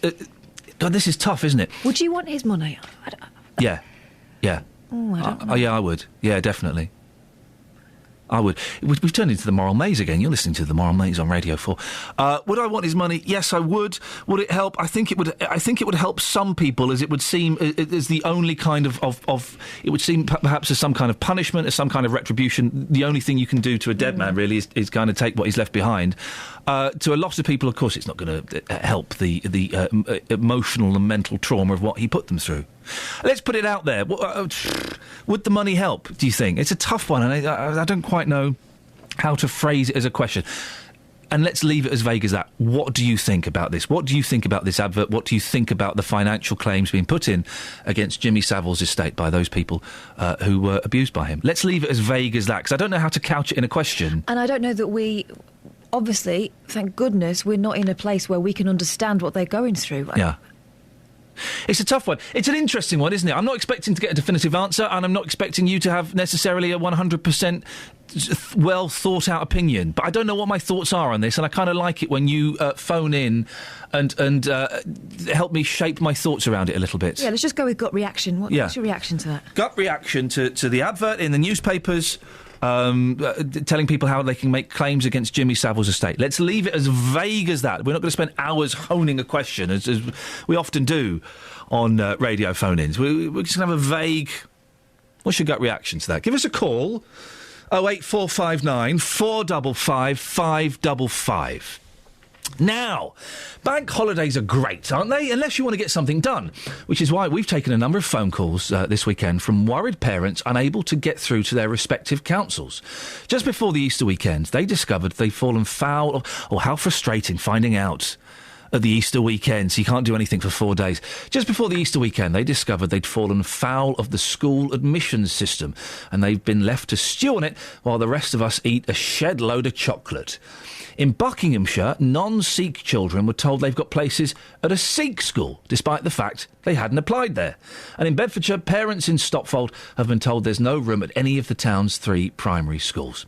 Well, Dr. Mary Bousted is the General Secretary of the Association of Teachers and Lecturers and joins me now. Good morning, Mary. Good morning. What's going on? This doesn't seem particularly fair, does it? Well, it's a bit of a mess, and it's of, I'm afraid, the government's own making. The problem is that the government, in the first act it came when it came to Parliament, the coalition, the education bill, it stopped, it prevented local authorities from building schools. So the only way you can have a new school is either to open a free school or to open an academy. You can't open the local authority, which used to be responsible for building schools, and the local authority which is close on the ground, which knows which villages are growing, which towns are growing. They can plan local provision. They're actually now not allowed by law to build new schools. So you've got to rely on either parents starting schools or teachers starting schools. And the only other way that you can increase school places is by schools taking on more pupils and building more classrooms. Now, schools are doing that. Schools are providing more classrooms, but the problem is if you've only got so much land, you can only build so many more classrooms or increase class sizes. And I've been to many primary schools now which are literally bursting at the seams, where you've got children in dining halls, children in the gym. Everywhere you can, the school is trying to fit children in, to the detriment of the education of other children at the school who are finding it's much more difficult to do PE, and it's much more difficult to eat your lunch, and but they can't build new places. So Bedfordshire, which needs these extra places, can't build new schools. And indeed, this year we need nearly 250,000 more primary school places, but local authorities are finding it very difficult to meet demand. What? So did you say councils are legally not allowed to build schools? That's right. What? Why? Because the government's view was, the government's belief is, Michael Gove in particular, that if you need a new school, then it should be parents or teachers who build it. The local authority, I know it's amazing. I thought that was supplementary, the parents setting up schools, the free schools. No, Gosh. The government has made it illegal for local authorities to build new schools. I'm going to look into that more, because that's incredible, man. I'm not doubting you for a second. That just seems incredible. There are lots of parents this morning who are making frantic phone calls because instead of going to the school that's a 5-10 minute walk away, they're having to send their 4-5-year-olds to a school 6 miles away. Is there realistically anything that can be done, or do they just have to lump it? Well, they can appeal. And I suppose they can also hope that in the intervening period between their application and the start of the school year, they will, that things will shake out a bit, and the waiting, that they'll get a place on the waiting list and get a place. But I'm afraid there are going to be parents faced with very difficult choices as a result of the lack of a planning system for primary school places. I mean, it's not as though it wasn't known about. Nationally, we need about 250,000 extra primary places this year. By 2015, double that. And so, 4-year-olds get born. We know how many 4-year-olds are. We know roughly where they live. It should not be we're on the wit of this country to provide enough primary school places. We're in a period where there's a very high birth rate, but the government has thrown away its ability to meet that need. It has prevented, by law, local councils building new schools, and this is the result. As a parent of a 4- and a 2-year-old, I'm now starting to get a little bit concerned. Yes, it is very concerning. Mary, you've left me speechless. It doesn't happen very often, but you have. Thank you very much for your time. It's nice to talk to you. We'll speak again. Dr. Mary Bousted, General Secretary of the Association of Teachers and Lecturers. It's illegal for councils to build schools? What? Did you know this? I feel like but that sounds crazy. I thought the free schools and parents setting up schools and things like that, I thought that was supplementary. I always assumed that if there was a new council estate built or a new estate built, new estate built, that the council had the right to say, yeah, well, we'll build a new school. Yes. I'm so naive. You only find out about this stuff when you fall foul of it, I think. Wowzers. OK, well, let's hear your stories on this, please. 08459 455 555. Have you had one of those letters last week, probably came Wednesday or Thursday, saying, yeah, you know that school that's just round the corner from you? Well, your little Johnny and little Susie, they're not going there. They're going to one 6-7 miles away. Have you had that? How are you going to cope with it? 08459 455 555. And kind of on a completely different tangent, this advert in the newspaper for telling people how they can claim for compensation if they were abused by Jimmy Savile. You can claim against the estate of Jimmy Savile. And I literally don't know what my thoughts are. Yes, of course, I think these people should be compensated. Of course I should. But you're penalising Savile's family by taking their inheritance. Does that make a difference? I'm not saying it does. I don't know. I'm struggling to get my head around it. And I like it when there's something like that. It's easy if I know the answer. I know the answer to most things. Sorry, I do. But when I don't, when I'm struggling to get my head around the intricacies of it, the implications of it, I find that quite fun. It's like doing a Sudoku puzzle, but it's not as boring as Sudoku because it's not numbers. I'm going off on a tangent that even I'm failing to follow. 08459 455 555. Your gut reaction to the advert in the papers today telling victims of Jimmy Savile's sexual abuse that they can make claims against the estate. What is your gut feeling on that? 08459 455 555. I've had a tweet. If someone attacks you without provocation, you get compensation. So if you get sexually abused without warning, you should get compensation. Easy. Does sound easy, doesn't it? 08459 455 555. Travel news for beds, cards and bugs. BBC Three Counties Radio. At the Black Cat roundabout, the A1 southbound queuing from Eton Soken as you approach the roundabout. Also on the speed sensors in Harpenden, the High Street heavy going in both directions around Station Road. The M1 London bound still struggling between junction 11 for Dunstable Road and 9 for Redbourne. The M25 anti-clockwise very slow between junction 17 for Maple Cross and 16 for the M40. Public transport has no reported problems. I'm Alice Glossop, BBC Three Counties Radio. Across beds, hearts and bugs. This is BBC Three Counties Radio.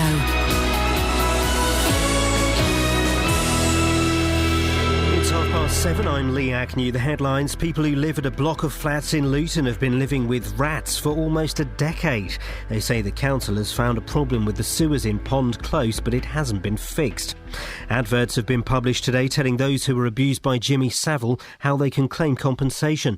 Those who come forward will have to prove what contact they had with him. The number of people known to have died in the South Korean ferry disaster last week has risen to more than 100. Nearly 200 more are still missing. Parents in Stotfold are unhappy their children haven't got into any of the town's primary schools. Around 20 families have missed out on a place at all 3 schools. The weather will be cloudy with rain this morning, but turning brighter this afternoon. Top temperatures around 16 degrees Celsius. That's 61 degrees Fahrenheit. Three Counties Sports. BBC Three Counties Radio. Luton Town lifted the conference trophy after their 4-1 win against Forest Green. Andre Gray scored his 30th goal of the season to cap off a good day at Kenilworth Road for manager John Still. 30 goals, 100 goals for the club, on line for 100 league points. It's fantastic, so unbelievable day, yeah, great day. And not only a great day, but a good performance. Football was good. It is very emotional and I'm very proud. It was a different story for Stevenage, who've been relegated from League One after losing 3-1 at home to Bristol City. Borough manager Graham Wesley is disappointed with the outcome. We probably none of us saw the fight that we'd have liked to have seen, but it's, as I say, it has been tough. They're playing against some really good quality players week in, week out. Physically, it's really demanding. If you're getting strained and you're getting pulled around and, you know, you're not getting to see as much of the football as perhaps you'd like, and that can happen when you're at, you know, a certain level. It can be really difficult, and mentally you've got to show a lot of resilience to stay strong. Elsewhere, Watford's Championship playoff hopes are all but over after their 2-1 defeat at Queen's Park Rangers. In League One, MK Dons drew 2-2 at home to newly promoted Brentford, and Wickham lost 1-0 at Fleetwood in League Two. There's mounting speculation that Manchester United's on the verge of sacking manager David Moyes. Our football correspondent Mike Ingham's been trying to put his finger on why he struggled at Old Trafford. Maybe the fear factor disappeared, things that were said and things that have happened in the last 9 months that could never have been tolerated under Sir Alex Ferguson. I mean, Rio Ferdinand coming out and talking about not being given the team on a Friday, Robin van Persie talking about other players getting into his space, Chris Smalling's indiscretions, Welbeck and Cleverley, lack of judgment after the Champions League exit as well. Sir Alex Ferguson's mantra was complete control. He really was the last of the old school. And finally, there's been an upset at the World Snooker Championship with Michael Wosley beating the world number 2 Ding Junhui in his debut appearance. BBC Three Counties News and Sport, more at 8 o'clock. AM, online and digital radio. This is Iain Lee. On BBC. Let's do that again. It should have sounded like this. On FM, AM, online and digital radio. This is Iain Lee. On BBC Three Counties Radio. On FM, AM, online and digital radio. This is David Prever. On BBC Three Counties Radio.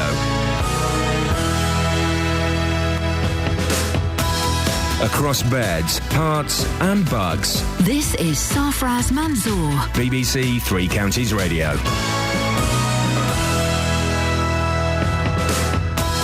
Across beds, hearts and bugs. I've just found... is Nesta McGregor. I've just found where everyone else keeps their jingles. Radio. I've just found it. They're not yours, hands off. They sound better than mine. Did you play your own at any point? Not sure. Go on. Okay. This is Nesta McGregor. No! BBC Three Counties Radio. That's fine. We're talking serious issues. Mark and Stopfold, stay there. We're talking about this problem where kids didn't get into their primary schools. We'll talk about that in a second.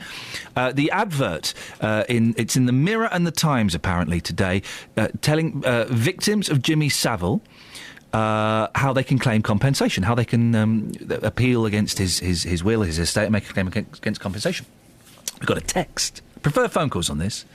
Just asking for your gut feeling. Your gut feeling, please. 08459 455 555. Anonymous text. Why didn't Savile victims come forward when he was still alive? Suspicious. Now, I know the answer to that, but I'm going to see if someone else can phone in with the answer. Do you know the answer, Catherine? You've probably got a good idea what the answer is. You've probably got a good idea. They were little children at the time. You've probably got a good idea, exactly. 08459 455 555. Who wants to answer this question? Sent in by an anonymous texter. Why didn't Savile victims come forward when he was still alive? Suspicious.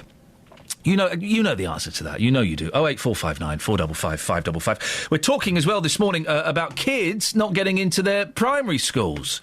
We've had loads of phone calls from people in Buckinghamshire. Non-Sikh children were sent to a Sikh school, or going to be sent to a Sikh school. And in Bedfordshire, parents in Stopfold have been told there's no room at any of the town's 3 primary schools. It's happening all across the 3 counties. And if it's affecting you or your kids or your grandkids, get in touch. Well, Mark's in Stopfold. Morning, Mark. Hi, Ian. What's your situation?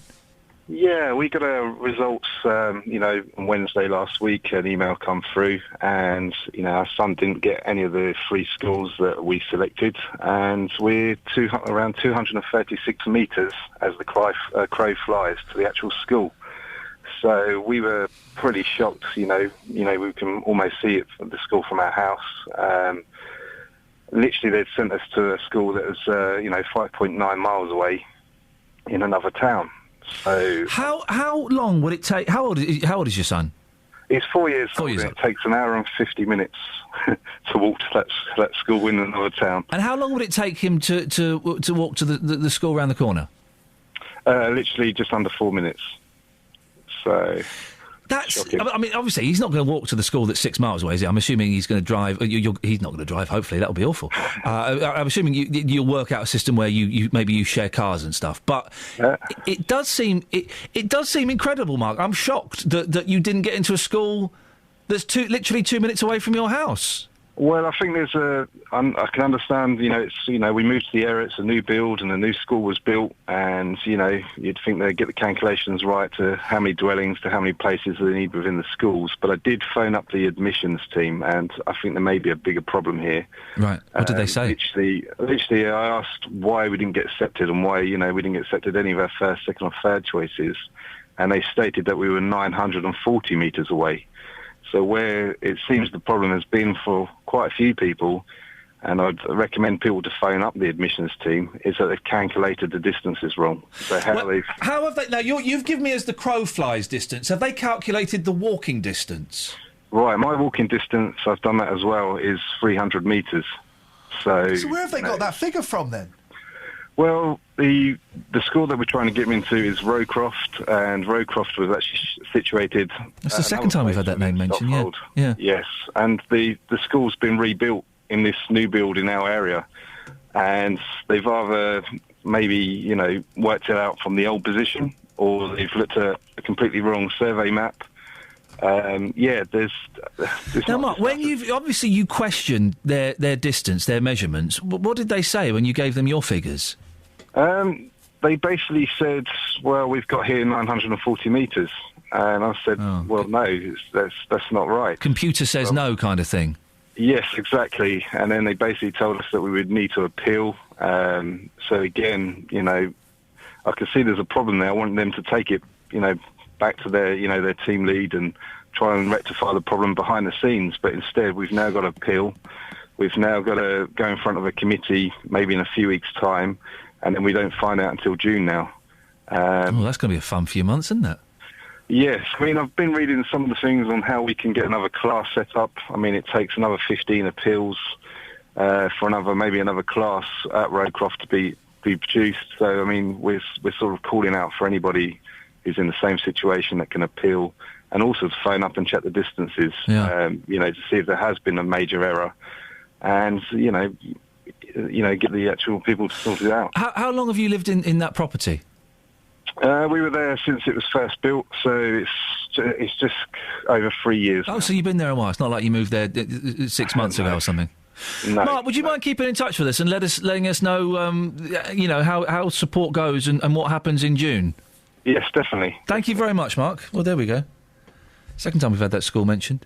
It's interesting, isn't it? How do they calculate the distance? Do they do it on a map with a bit of string, or does some fella go out with the wheel on a stick? I miss the wheel on a stick. I really miss the wheel on a stick. What are they called? Trundles? Trundle wheels? No.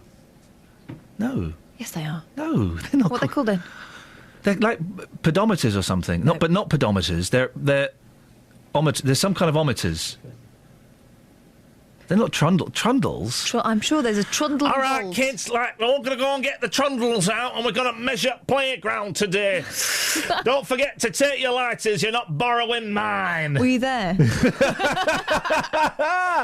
Now, listen, I have a serious question, OK? I'm flying to Edinburgh today. Because it's about a third of the price of a train. I was looking forward to getting the train, 5-hour train journey, take the laptop, take a DVD, watch some films, do a bit of work. Costs a fortune. I'm flying up there and back for 80 quid. Beautiful. I'll have some of that. Now, I always get confused. So I'm parking there today about 10:30, and then I'm picking up my car tomorrow night about 8. Right. Is that long-term or short-term car park? Long, I guess. Well, is it? Short-term's got to be less than a day, surely. Get your headphones on, Matt. So I'm parking at Heathrow today about 11. Yes. I'm getting home tomorrow night about 8 o'clock. So yes. What's that? That's. Oh, that's a good question. 12. That's 24. That's 34 hours. That's long term. Yeah. Is that long term? Long term, yeah. Because short term would be like an hour, 2 hours max. But surely long term is like a week. If you're going on holiday for a week, that's long term. Well, that's longer term. What? That's longer term. Luton Airport, I think, has a mid-term, doesn't it? Well, Luton Airport, if you park for 15 minutes, is it £1 or something? Yeah, it's £1. What kind of car park is that? Expensive one. That's my friend. He knows his microphone's on, doesn't he? Yes. I love He's it. always like this. I know he is, and I love the edited version. Where is Kelly, by the way? What happened to her? I don't know. She's here. Her voice has just changed. Sorry, Kelly, I do apologise. Those pills are finally working. Yeah. So you're saying that if I'm parked this morning and picking up my car up tomorrow night, that's long term. I'd say so, yeah. I would say it's long term. How much is it costing you? I don't know. This is what I don't know. I've not got there yet. The auctionman. 40 quid. Well, no, it can't be 40 quid. If it was 40 quid, I'd get a valet. I'd get a valet parking. I like the valet parking. You can cash in your points and get those, you know. What points? For certain supermarkets. Tesco? Mm-hmm. I haven't got a club card. Get one. I don't want them knowing what I'm buying. Why? They know anyway. No. It's funny what they send you things for. Sorry? What they send you things for. What's he talking about now? Well, they send. I get stuff for jam, corn, and pies. I wonder why. And slippers and pipe and frozen yogurts. But I don't buy frozen yogurts, so I don't know who is... They're trying to get you into the 21st century. Using my club card in that way. Get you away from ski. Ski? They still make ski? I need to get the weather on, so I can't talk to you now. I don't want to mess it up this time, do I? Again. No, it's only once. Right, what's the number? It's 100% mess up so far. Listen to the concentration. This is concentration now. 4... Don't tell everyone what the number is. Oh, OK. But press it, but don't say it out loud. Oh, yeah. Yeah, OK. Out loud again. Is my microphone off now? No, it's on. Oh, no. OK, right. It's like sitting next to my gran. Oh, can we keep Matt? I like Matt. I'd like him. Yeah, I like Matt. I mean, I like Kelly. I don't really. But we've had her a while. She's not annoying. cute anymore, is she? No, annoying. Oh. Look at his face. You keep dialing 4 a lot. There's a lot of 4s in this number. That may have been the problem last time. I think we have weather. When you want to do weather. Who have we got? Let's start. What fader are they on? 4. Morning weather. Who's weather today? Hello? Why is weather not on that one? Hello? Is there anybody... Who's there? It's Kate. There we go. Kate, do you know what fader you're on here? Well, let's go for 2. OK, keep talking. Let's go for 2, maybe 3. You were on 2. She was right. You see, Matt, even when... I've sorted it. Right, we're sorry we missed you earlier. That's OK. But we're I'm having still here, waiting. I've just been waiting for an hour in silence. Kate, bless you. Stay there. We'll be with you in a couple of minutes. I'm glad we've got that sorted. 08459 455 555 is the telephone number. OK, an answer to the question of why didn't the Savile victims come forward when he was alive? Well, Brian has got I don't want to demean his message by saying it's a conspiracy theory, but I'll let you make your own mind up. The victims did come forward, but it was covered up by the corrupt people in power. The same with Cyril Smith. Well, all of the victims didn't come forward, Brian, did they? So, some did, and covered up by corrupt people. There may have been an element of that. Or there may have been, here's perhaps a stronger argument, there may have been an element of disbelief. Complete and utter disbelief that someone could say something so ridiculous. Finally, Jake in Bedford will take... Call in with these. These are great texts you're sending. Call in with them. 08459 455 555. Jake in Bedford says Savile victims did come forward in many cases but were not believed. There's no evidence to back up the idea individuals are jumping on the bandwagon. But even if some are, why is this the focus of some people's anger, rather than the fact he was able to abuse hundreds whilst others stood by? There's an advert in a couple of the newspapers today telling victims of Jimmy Savile how to claim compensation. I don't know what my thoughts are on that. I want your gut reaction, please. 08459 455 555. Right, 7:45, BBC Three Counties Radio. Let's get the travel with Alice. Travel news for beds, cards and bugs. BBC Three Counties Radio. Things looking busy on the sensors in Aylesbury. The A41 struggling in both directions between Broughton Lane and the Woodlands roundabout. Also the A1M southbound slow between Hitchin and Stevenage. The M1 London bound still very slow between junction 11 for Dunstable Road and 9 for Redbourne. Then on the M25 anti-clockwise struggling between junction 21 for the M1 and 19 for Watford. Public transport has no reported problems. I'm Alice Glossop, BBC Three Counties Radio. Alice, thank you very much indeed. Right, 7:46. It's Tuesday, the 22nd of April. I'm Iain Lee. These are your headlines on BBC Three Counties Radio. People in Luton say the council's left their block of flats infested with rats for almost a decade. Victims of Jimmy Savile are being advised to claim compensation within the next few weeks. And children in Stopfold have been told they haven't got a place in any of the town's 3 primary schools. Right, we know she's there. We spoke to her earlier. She's on Fader 2. Let's get the weather. Here's Kate. Beds, Herts and Bucks weather. BBC Three Counties Radio. The most superior of all the faders, I find. It's a strong fader for you. It is a strong one. Yes, Suits it you. is. It works. Good morning.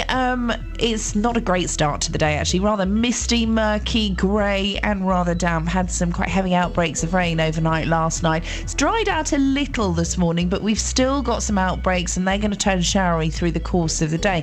Now, we may get some brighter spells later on as well, and that in turn could heat things up quite nicely, but also mean 1 or 2 thundery downpours again. But the maximum temperature we're looking at around 16, maybe 17 Celsius later. Overnight, eventually any rain will die away, leaving some clear spells. That again could allow for some mist and fog patches to develop. Minimum down to 7 Celsius, 45 degrees in Fahrenheit.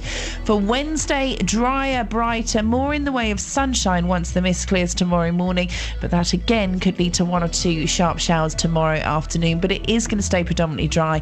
Maximum temperature up to 17 Celsius, so feeling really quite pleasant tomorrow, especially when the sun comes out. And that's your forecast. Every weekday morning from 9. Good morning, welcome to the JVS show. Your local stories. Have you had to rebuild your life after being a victim of crime? Do you think it's inhumane to keep people in prison for life? Do you think that immigration needs to stop? Your local life. Why do 70% of this country feel immigration is wrong? We've actually got an open doors policy. I am just so angry listening to some of them people. What the government will do, they'll start introducing American-type sentencing, like 200 years in prison. The JVS show. British people are not xenophobic. Weekday mornings from 9 on BBC Three Counties Radio. Advert in some of the papers today telling victims of Jimmy Savile how they can claim compensation. What's your gut feeling? Let's go with gut feeling. We've already had a couple of texts. People saying, why are they only talking about it now? Suspicious, jumping on the bandwagon, that kind of stuff. 08459 455 555. Dennis is from Dunstable. Morning, Dennis. Good morning, Ian. Welcome back. Thank you very much. I'm only here for a day. I'm off tomorrow. Oh, look at you. And then I'm back on Thursday. Oh, well, okay, fair enough. I apologise for being a part-timer. Right, Jimmy Savile. Yes. He only made his money through his paedophilia when he was being looked after by a lot of people, including the BBC. Right, so now that money, whatever money he's made, should be taken off him and opened into a decent, a very good place for youngsters to go to, so they don't get touched up again by these people. Look after the kids, for God's sake. That's where the money should go. Not the ones that's been done, it's too late for them, but give it to a decent orphanage, a very good orphanage. Well, hang on a minute. Yeah. The Savile's victims were in very good hospitals, were in very good orphanages, were in very good schools. It's got to be a good one. But they were good ones. Yeah, I realise that, but I'm just saying he was protected by lots of people, including the BBC, because they were making money out of him. So that money, whatever money he made, was made from paedophilia, and so it should be. I'm sorry about his family. They must have known his family must have known what was going on. No, they mustn't have known. Must have known. No, they mustn't have known. They mustn't have known. Why? Well, why would they know? The thing about paedophiles, Dennis, is they are very cunning and they are very clever and they are very good at lying. They are master manipulators and master liars, and the people around them, and we have to say, for legal reasons, that I'm sure his family didn't know, but also I believe his family wouldn't have known, because the people around them, it's like, when the fella next door cuts off his wife's head and they go to the woman who lives a couple of doors down, oh, he seemed like such a nice fellow, he didn't seem the kind of person to do that. Yeah. That's the image that paedophiles present to people. OK, fair enough. Whatever happens, still, the money that he's made should be put into a decent orphanage where it's looked after. But why? Why should it not go? No. I've not finished what I'm saying. I'm sorry. It shouldn't go to the victims, you're saying? No, it's why? Too late. They've had their day in court. Let the money go to. What's he going to do with when they get this money? What are they going to do? Well, I don't know. They could maybe spend it on therapy, or they could spend it on a nice holiday, or they could pay off a bit of their credit card bills. Why does it matter what they do with it? No, I'm just saying, put it to where it's a better use, where it's looking after somebody now, not some fella, Dennis, comes up and smacks you in the street, right, knocks you down. You'd get compensation for that. I don't know. I'd probably kick him where it hurts. Yeah, you fair enough. But you'd get. I got smacked in the street once. Got knocked down at Victoria Station years ago.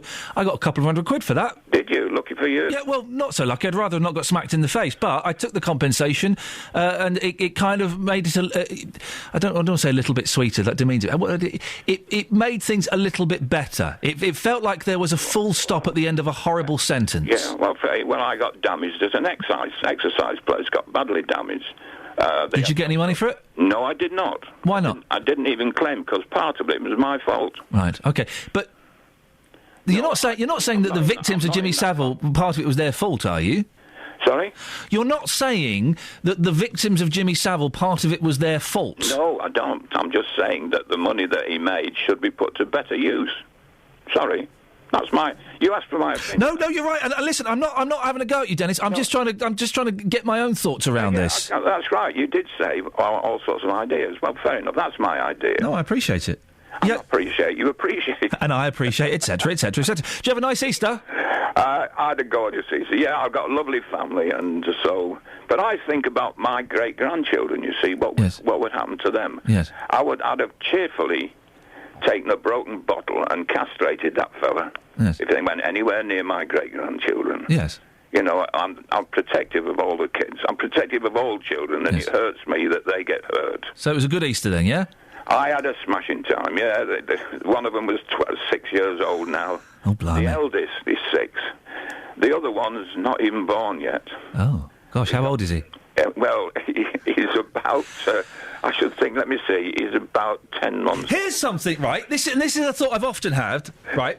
I'm going to be 41 in June, OK? So let's assume it's June the 9th, it's my 41st birthday. Yes.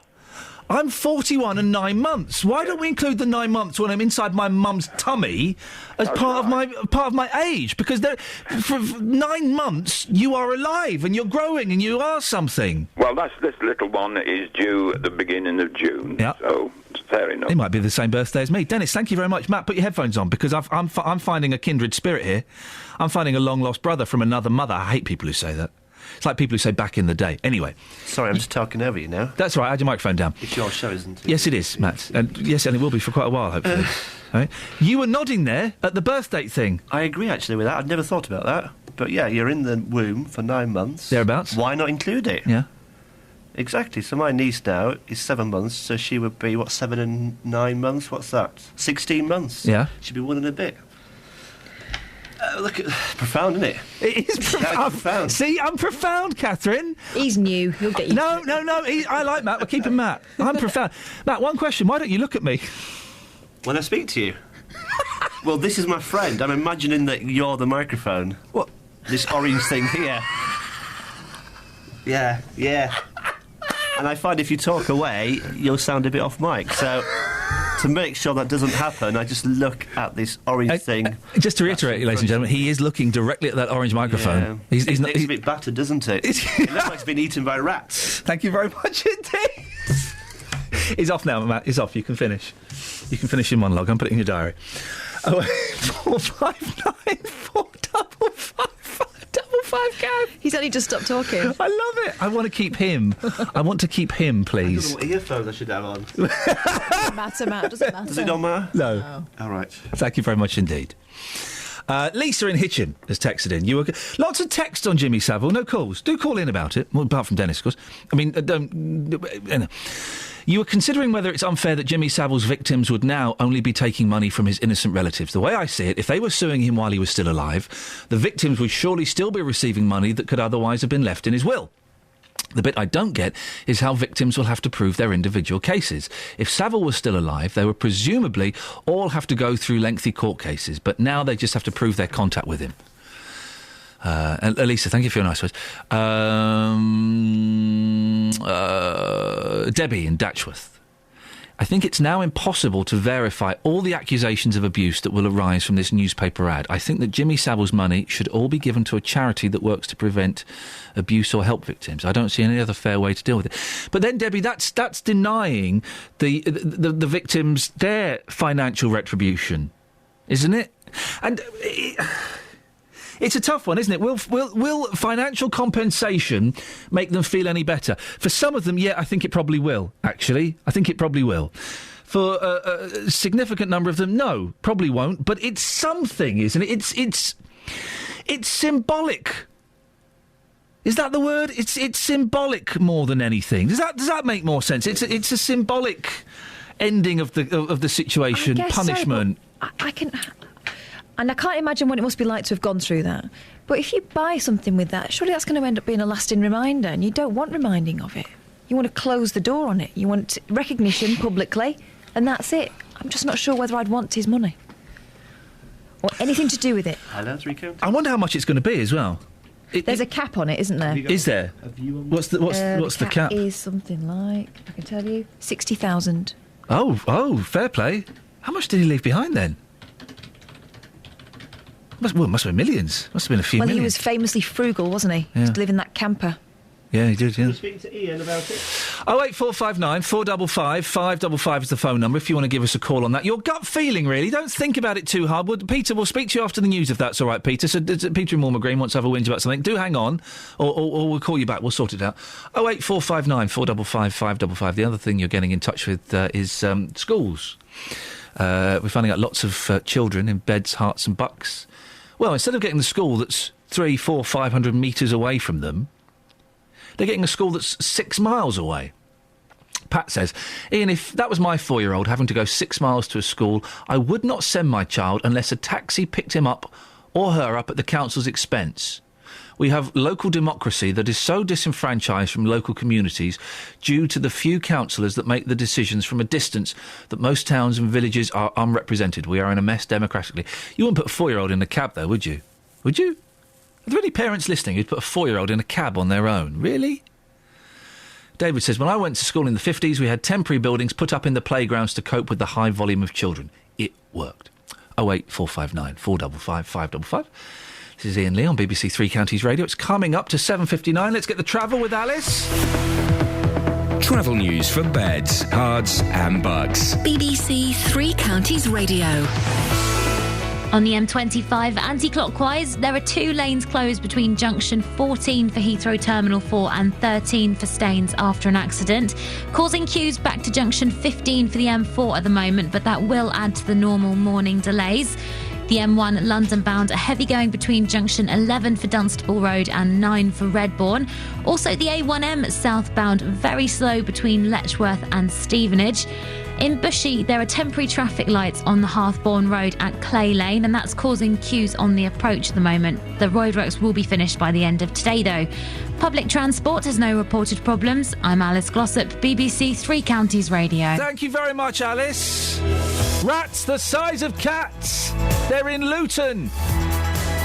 What have we learnt about Luton today? We're called the rat capital of Europe. Oh, my goodness. Have you seen one? Local and vocal across Beds, Herts and Bucks. This is BBC Three Counties Radio.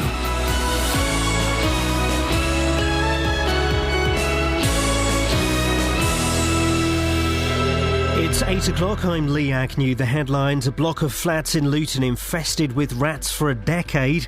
Victims of Jimmy Savile urged to claim compensation. And children in Stotfold refused entry to any of the town's schools. BBC Three Counties Radio. People who live at a block of flats in Luton have been living with rats for almost a decade. They say the council has found a problem with the sewers in Pond Close, but it hasn't been fixed. David Westcott from A1 Pest Control in Luton says they need to be eradicated from the entire building at once. The danger is also from fire. It's not just from the health side of it. So it's a very serious matter. I mean, if they start chewing through cables, which they're quite capable of doing, if they're under floorboards or in the fabric of the house, and that's where your cables, the things for the house are. That's a very dangerous situation. Adverts have been published today telling those who were abused by Jimmy Savile how they can claim compensation. So far, about 140 people have alleged they were victims of the former entertainer. Danny Shaw reports. A Scotland Yard inquiry recorded more than 200 sexual offences allegedly committed by Jimmy Savile at locations including BBC studios and hospitals. In February, the High Court approved a compensation scheme for his victims to simplify and speed up the process. They'll be able to make claims against the BBC, the NHS and Savills estate, which is worth about £3 million. Payments will be capped at £60,000 each. The adverts advise people who've not already applied for compensation to do so in the next 6 weeks, though the scheme will stay open for claims for a year. The number of people known to have died in the South Korean ferry disaster has risen to more than 100. Nearly 200 others are still missing. Parents in Stotfold are unhappy their children haven't got into any of the town's primary schools. Around 20 families have missed out on a place at all 3 schools. Dr Mary Bowstead from the Association of Teachers and Lecturers is putting the blame directly on the government's school building policy. I've been to many primary schools now which are literally bursting at the seams, where you've got children in dining halls, children in the gym. You know, everywhere you can, the school is trying to fit children in, but they can't build new places. So Bedfordshire, which needs these extra places, can't build new schools. There's mounting speculation that Manchester United's about to sack manager David Moyes. United are 7th in the Premier League, 23 points behind the leaders Liverpool. In Stevenage have been relegated from League One after a 3-1 defeat at the hands of Bristol City. Meanwhile, Luton Town skipper Ronnie Henry lifted the Conference Trophy after their 4-1 win over Forest Green. See how much it means to everyone. It's been a long time coming, and I'm just pleased I've been able to be that small part just to help this club move forward. And look at the supporters now, they're fully behind us and we're loving the occasion.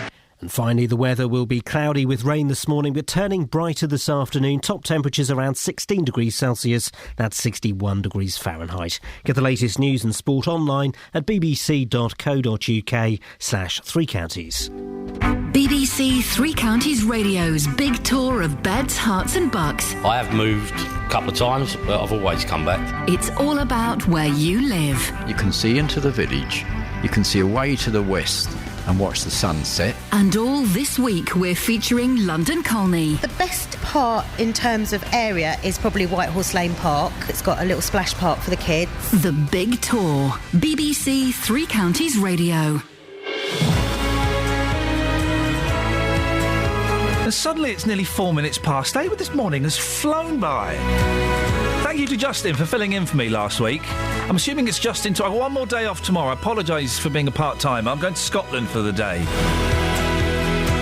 Then normal service will resume. Lots to talk about this morning. Rats, kids not getting into schools, and we're talking about this Jimmy Savile. There's an advert in some of the papers telling people how to get compensation. Your gut reactions to that, please. 08459 455 555. Across beds, hearts and bucks.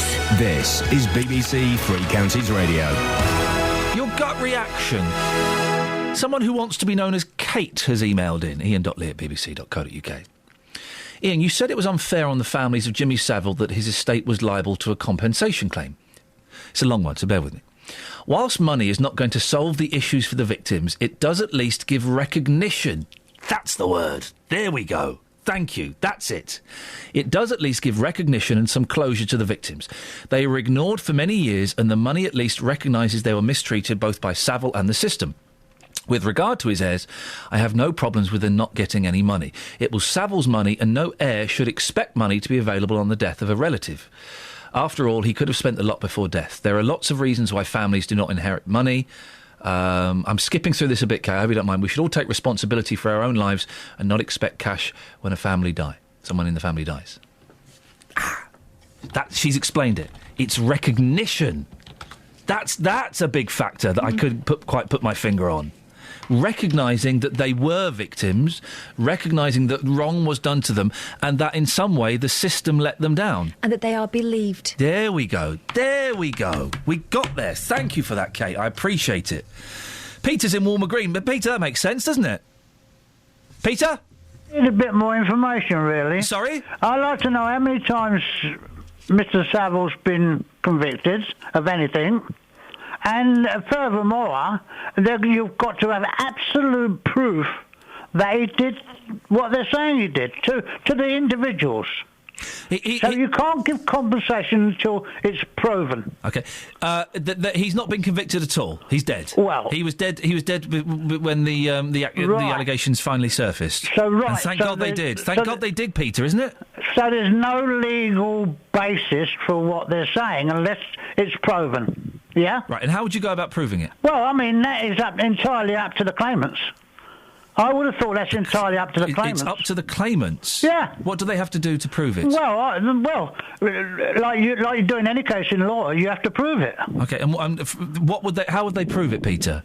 I don't know. Right. But there are so many things flying around in the air, if you like, in the ether. I mean, we don't know.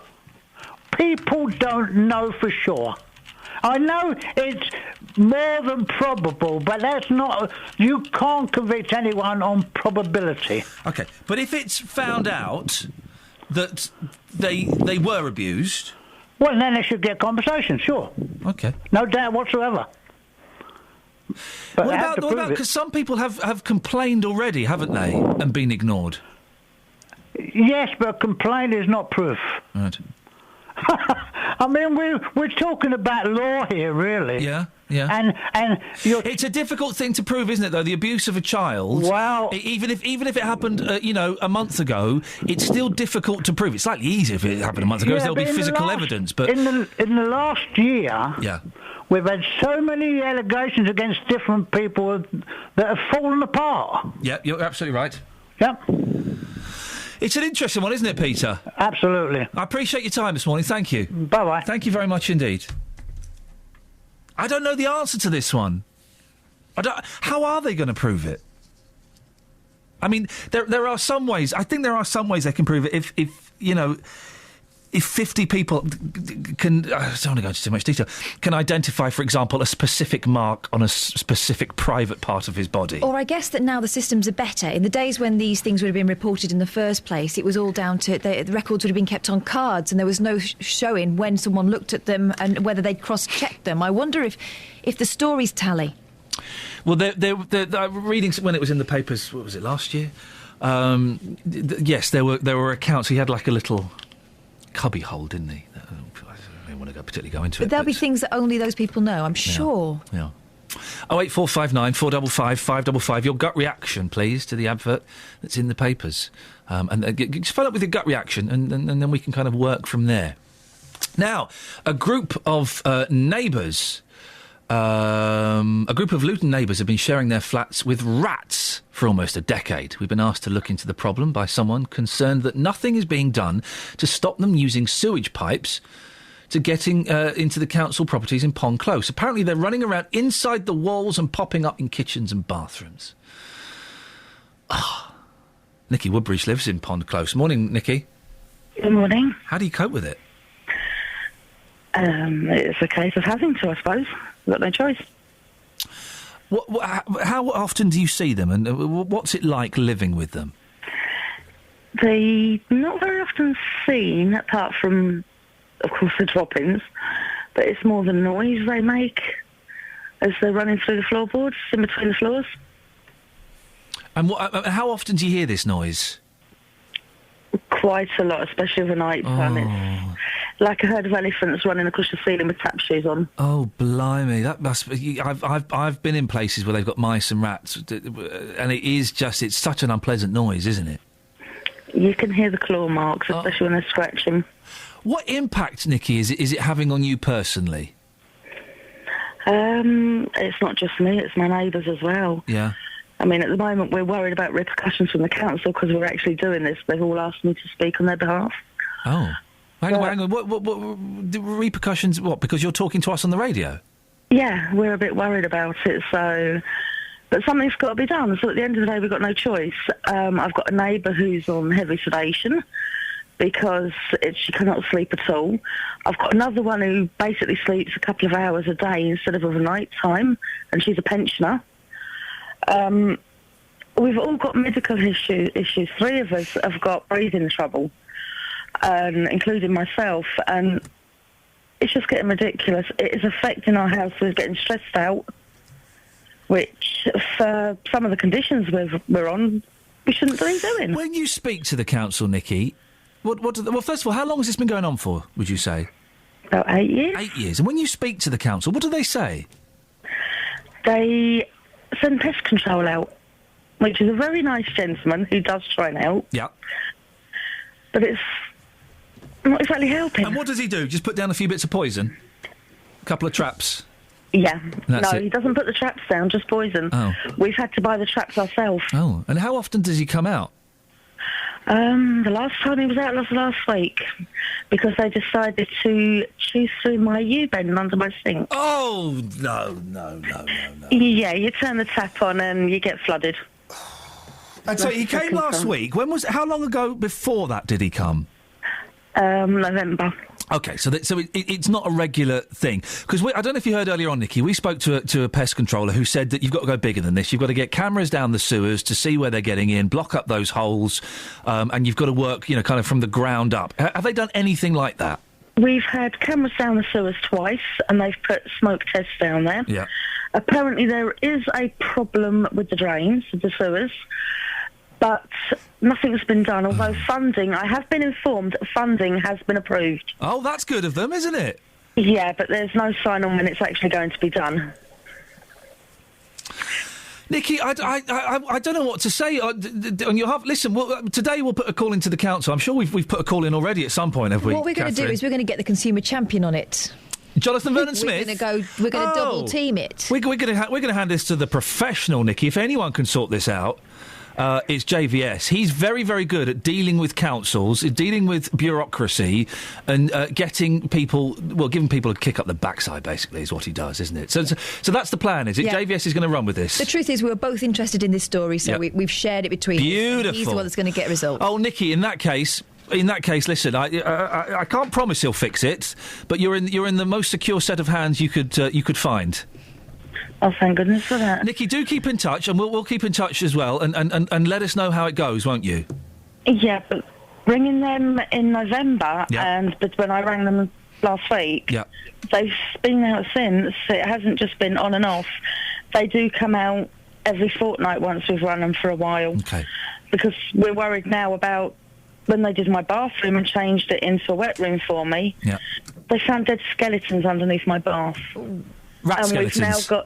We've now got the problem as well of the decaying bodies in the walls, which are bringing flies and other insects.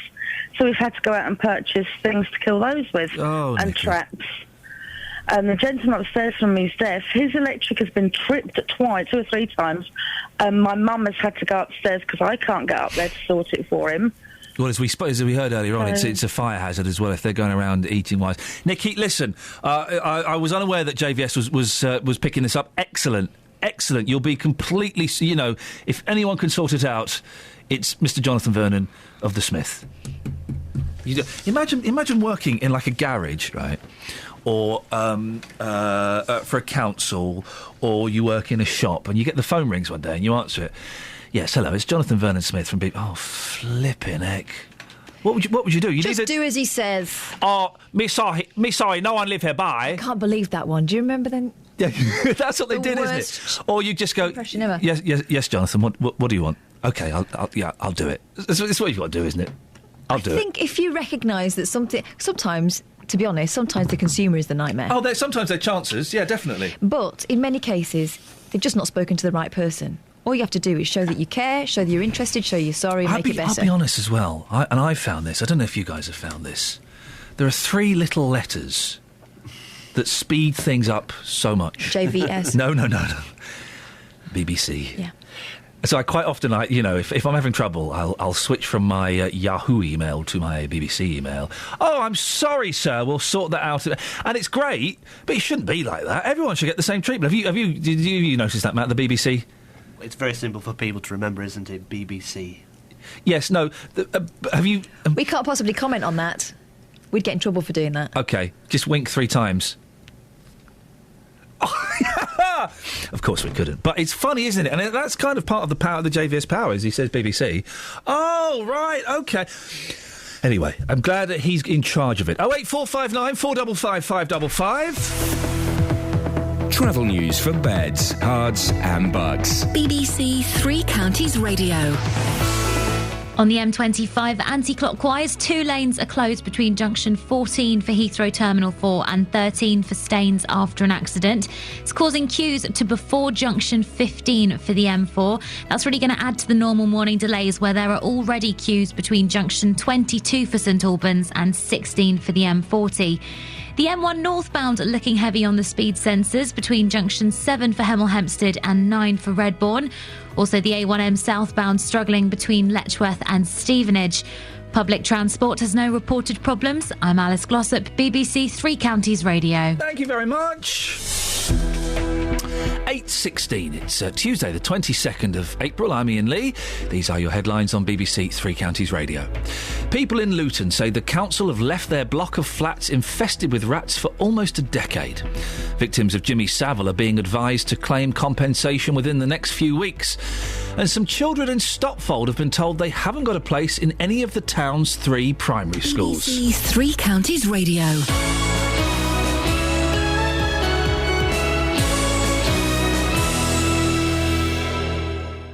Every weekday from 3, Roberto Perrone. You've told 580 gags in 1 hour. Can I test you for 1 minute? I spent the whole year trying to get into classical music. It took the 4 seasons. Weekdays from 3. We heard from Neil earlier on. He claims he was discriminated against and asked to leave a pub because he injected himself in public in full view. Insulin keeps my son alive, OK? If he doesn't inject, he'll die. Roberto Perrone. And I just thank you for the services that you do on here to help people like myself. Weekdays from 3 on BBC Three Counties Radio.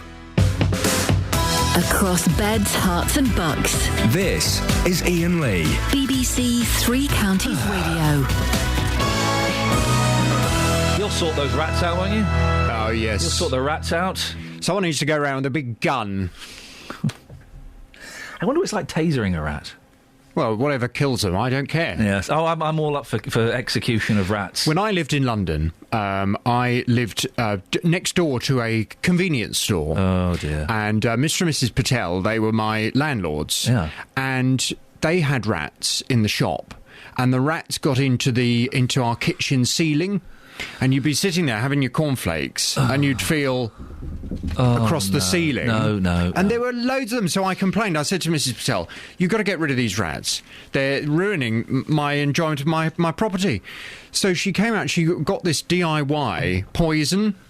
Yeah. It was like the blooming Pied Piper had been the next day. I went out in the back garden, just dead rats everywhere. Mrs. Patel, that's what they want to get in Luton. Get Mrs. Patel round there with a big bucket of poison.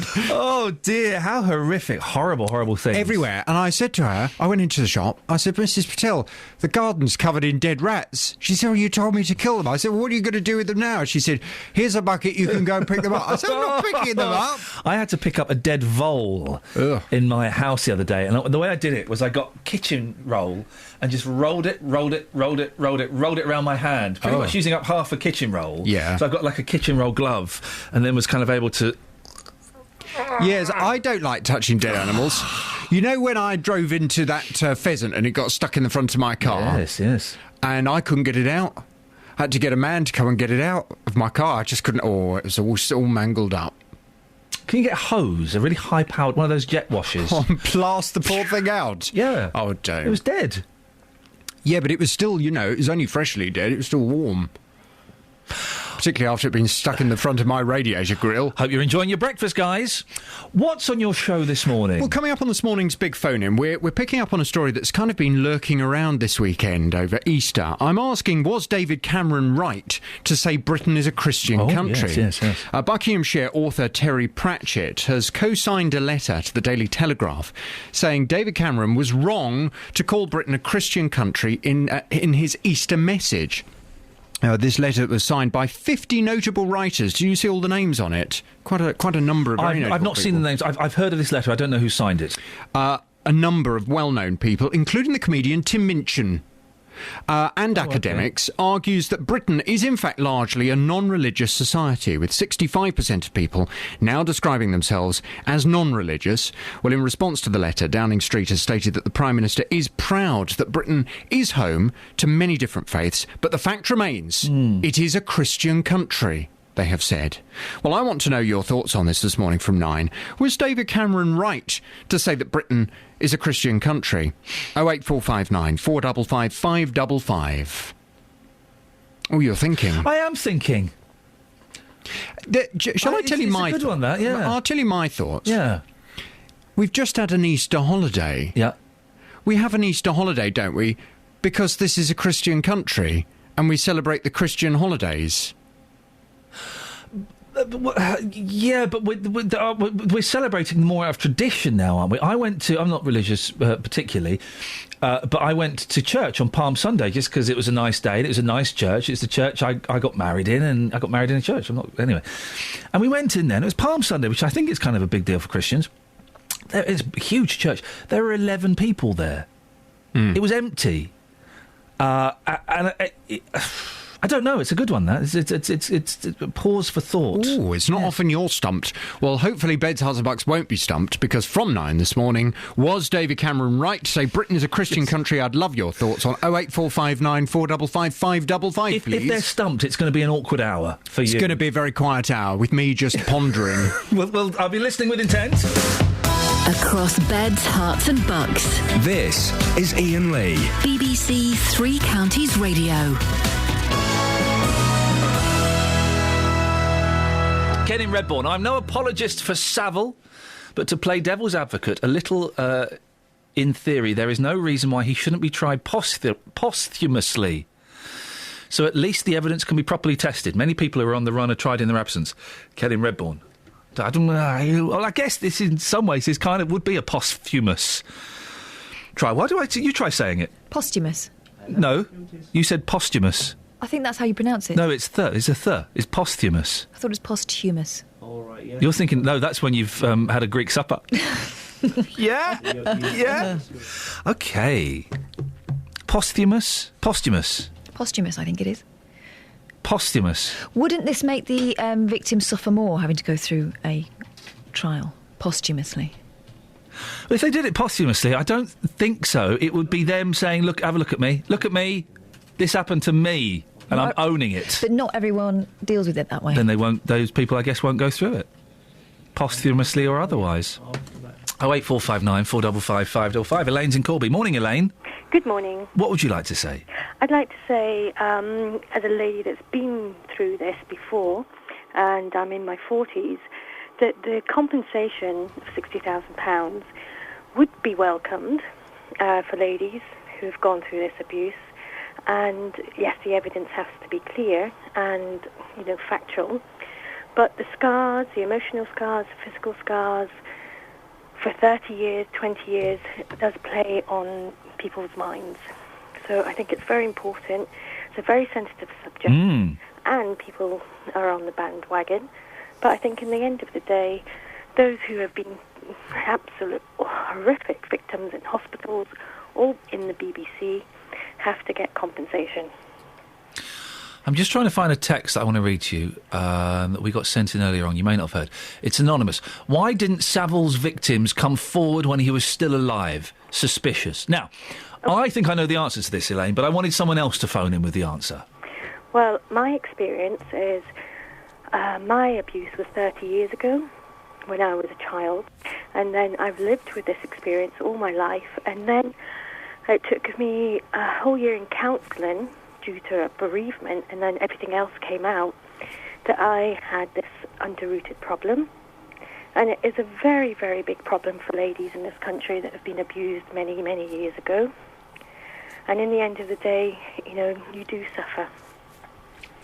And if you don't mind me asking, Elaine, if I ask anything that's inappropriate, tell me to jog on. But have you had kind of a legal retribution? Have you had, a full stop to your story, as it were? Well, my story is I moved back to the town where I was abused, and I kept on seeing the man, and I didn't have his name. I got back to the police where it was reported when I was younger, and there were no police records. So, I couldn't do anything.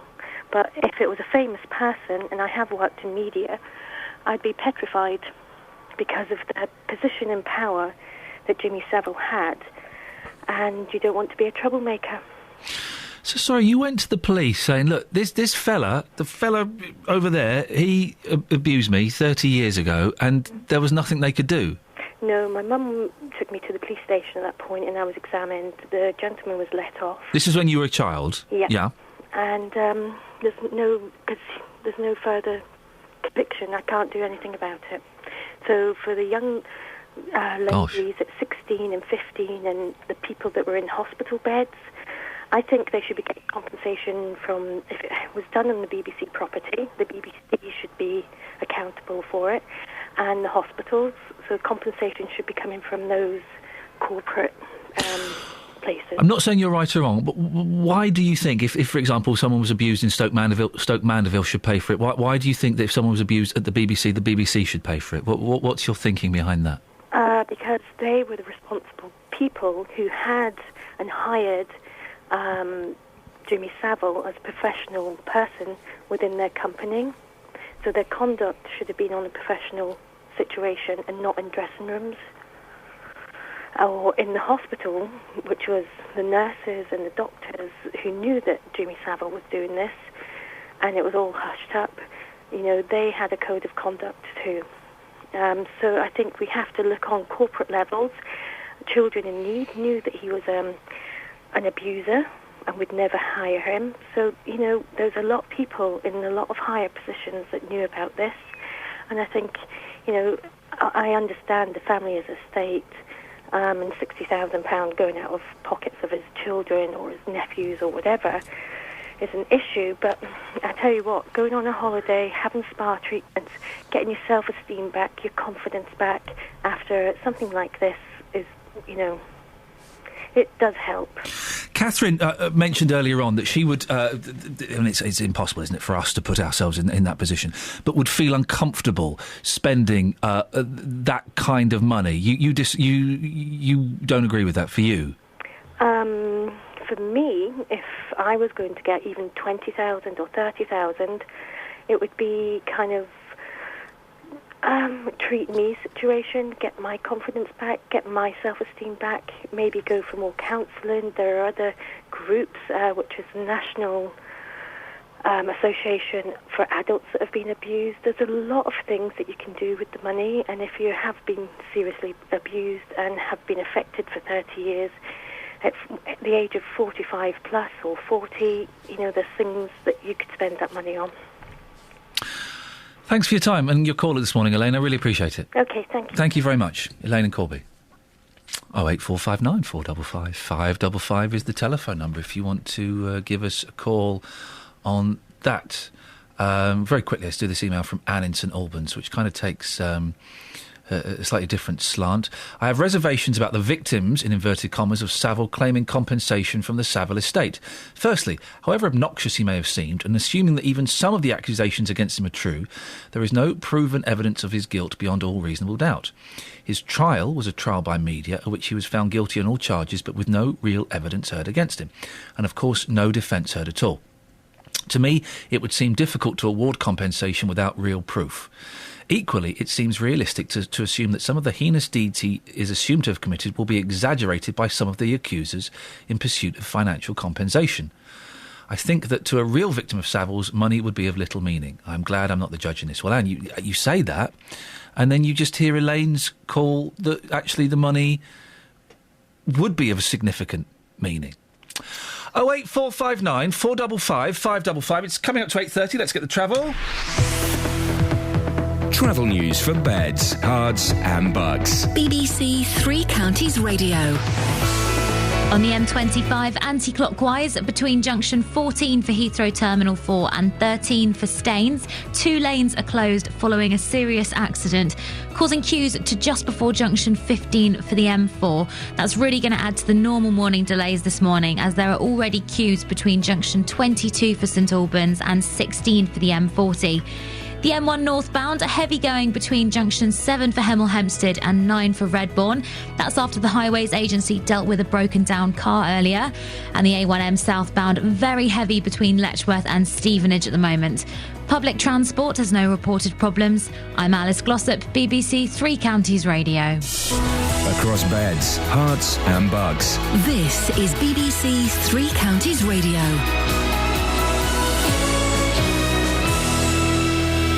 It's 8:30. I'm Lee Agnew. The headlines: people who live at a block of flats in Luton have been living with rats for almost a decade. They say the council has found a problem with the sewers in Pond Close, but it hasn't been fixed. People who say they were abused by Jimmy Savile are being advised to apply for compensation over the next few weeks. Adverts in some of today's papers tell victims how they can make a claim. The number of people known to have died in the South Korean ferry disaster last week has risen to more than 100. Nearly 200 more people are still missing. Parents in Stotfold are unhappy their children haven't got into any of the town's primary schools. Around 20 families have missed out on a place at all 3 schools. The weather will be cloudy with rain this morning but turning brighter this afternoon. Top temperatures around 16 degrees Celsius, that's 61 degrees Fahrenheit. 3 Counties Sports. BBC 3 Counties Radio. Luton Town lifted the Conference Trophy after their 4-1 win against Forest Green. Andre Gray scored his 30th goal of the season to cap off a good day at Kenilworth Road for manager John Still. 30 goals, 100 goals for the club, on line for 100 league points. It's fantastic, so unbelievable day, yeah, great day. And not only a great day, but a good performance. Football was good. It is very emotional and I'm very proud. Stevenage have been relegated from League One after losing 3-1 at home to Bristol City.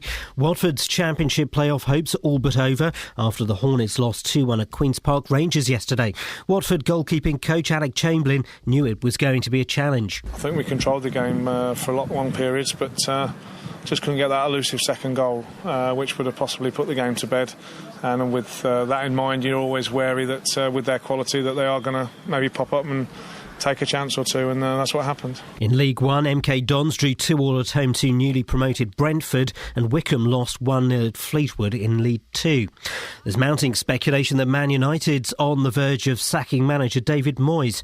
Our football correspondent Mike Ingham has been trying to put his finger on why he struggled at Old Trafford. Maybe the fear factor disappeared, things that were said and things that have happened in the last 9 months that could never have been tolerated under Sir Alex Ferguson. I mean, Rio Ferdinand coming out and talking about not being given the team on a Friday, Robin van Persie talking about other players getting into his space, Chris Smalling's indiscretions, Welbeck and Cleverley, lack of judgment after the Champions League exit as well. You know, Sir Alex Ferguson's mantra was complete control. He really was the last of the old school. And finally, there's been an upset at the World Snooker Championship with Michael Wosley beating the world number 2 Ding Junhui in his debut appearance. BBC 3 Counties News and Sport, more at 9 o'clock. Call 08459 455 555. BBC 3 Counties Radio. Yeah. You just missed a really good stretch there, guys.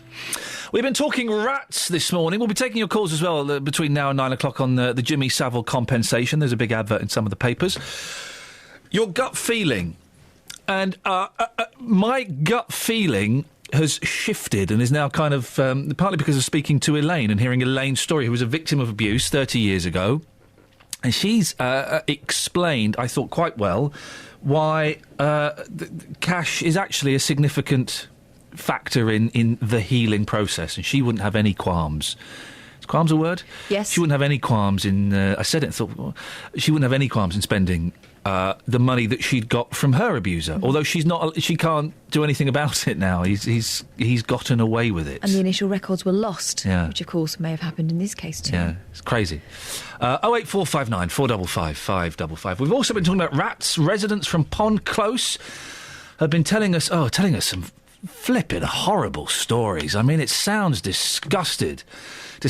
Earlier on in the show, we spoke to David Westcott from A1 Pest Control in Luton. He agrees that something needs to be done to tackle the problem. We're called the rat capital of Europe. There's more rats in Luton than anywhere else on the planet, I think, because we're not putting sufficient poisons down in the quantities that we were before. We're called the rat capital of Europe. What? Oh, dear. That bit wasn't recording, that was me. Well, we've sent our own rat. Hey, big fella, yourself. Justin Dealey. You've been out in Luton. Luton is the rat capital of Europe. Yeah, shocking. I was in Paris at the weekend. It's filthy there. It is disgusting. Apparently, it's Luton, the rat capital of Europe. Quite a shocking stat. That the Daily Mail last year, they ran an article. Their headline was "Luton, the town where rats don't even bother to hide anymore." So clearly, a problem in Luton for years. I've been just behind the Arn found out in Library Road there, talking to people about rats in the town. Here's what people had to say. So on your way to work this morning, Luton has been named as the rat capital of Europe. As somebody who lives in the town, are you shocked by that? No, not really. If you have a look along the River Lee that runs underneath the town, if you have a look round there, then you'll find loads of them. Size of a cat? Just a little bit smaller than that, not the size of a cat, really. Scary though, aren't they? Yes. Come on. Yeah. Thanks very much. All right, mate, no problem. Claire, we're talking rats this morning. In this area, how bad is it for rats? Really bad. They come in the bins, they try and get in the warehouse and... Yeah, they ever crawl over your feet and things like that? I've seen one in the warehouse running around. How close? Quite close. Close enough? Yeah. Madam, we're in Luton this morning. Have you ever known a town as bad as this for rats? No, there's quite a lot around. How big are they? How scary are they? Oh, they do run around and they're quite big. When's the worst time for rats? Early in the morning. 6 o'clock? Oh no, earlier than that. When it's all quiet, they come out. Cecilia's here, who's not breaking my heart this morning. Cecilia, rats in Luton, how bad is this problem? In the town centre, it is very bad. Up and around Round Green, we're having a problem at the moment, but hopefully somebody's going to be sorting it soon. But when, we don't know. So where we currently are right now, obviously problems elsewhere, where we currently are right now, how often are you seeing rats here? I've seen 2 or 3. What, this week? Yeah. How big are they? Pretty big. Scary, aren't they? I wouldn't like to meet them close to me, no. I mean, is it a big talking point locally? People saying, somebody's got to come in and they've got to sort this problem out because it's getting worse in this town. It's been a problem for years. Have you spoken to the council at all yourself? I've signed petitions about it. I have spoken to them about it where I'm living at the moment, but nothing's been done yet. They laid traps, but then you don't see them for months afterwards. So would it be fair? I'm not putting words into your mouth here. Would it be unfair to say that the council has let the people of Luton down over this issue? If you've been fighting for years, signing petitions, and there's still a problem here, have they let the people down? I think so. More money could be spent on dealing with the problem. So it sounds horrible, Just. It's disgusting. I mean, it's not the first time I've reported on this, and every time we go out talking to people about rats in Luton, everyone seems to have a story. There I was this morning in Library Road. That's a good 10-minute drive away from Pond Close and those residents you've been talking to this morning. So clearly a major problem when it comes to rats in Luton. Justin, 2 big football stories, very quickly, because we've got lots of callers waiting for us, but we've just had it confirmed that David Moyes has been sacked. That's confirmed, is it? That's confirmed according to the BBC feed on the Twitter website that's so popular with kids these days. BBC breaking news, Manchester United manager David Moyes has been sacked after 10 months in the job. Shocking. Now, 10 months doesn't seem very long. No. I don't know what a manager does, to be honest. I would have thought they could have just gone in with the old football team and still win. But surely you need a little bit of time to establish yourself. Well, absolutely. I mean, Manchester United famously, of course, back in the 80s, when they first employed Sir Alex Ferguson, he had a terrible start to his career at Manchester United, but they gave him the time, and look what happened. He's gone on to be the most successful British manager ever. I'm really shocked by that, because I thought, well, David Moyes, give him another season. If it doesn't work out, then, yeah, maybe it's time to let him go. But to sack him already, for me, that is just a crazy decision. How does it work? Surely, obviously, I'm guessing now, it's not a case of you just walk in and you pick up where Ferguson left off and everyone, Rio, you stay there, and goalkeeper, you stay there. How does what a manager do affect the gameplay? I mean, it's like any job. It's like you, when you came into the breakfast show, it was your job to kind of pick up from where the previous presenters were. Oh, man, I had to pick it up right off the floor, yes.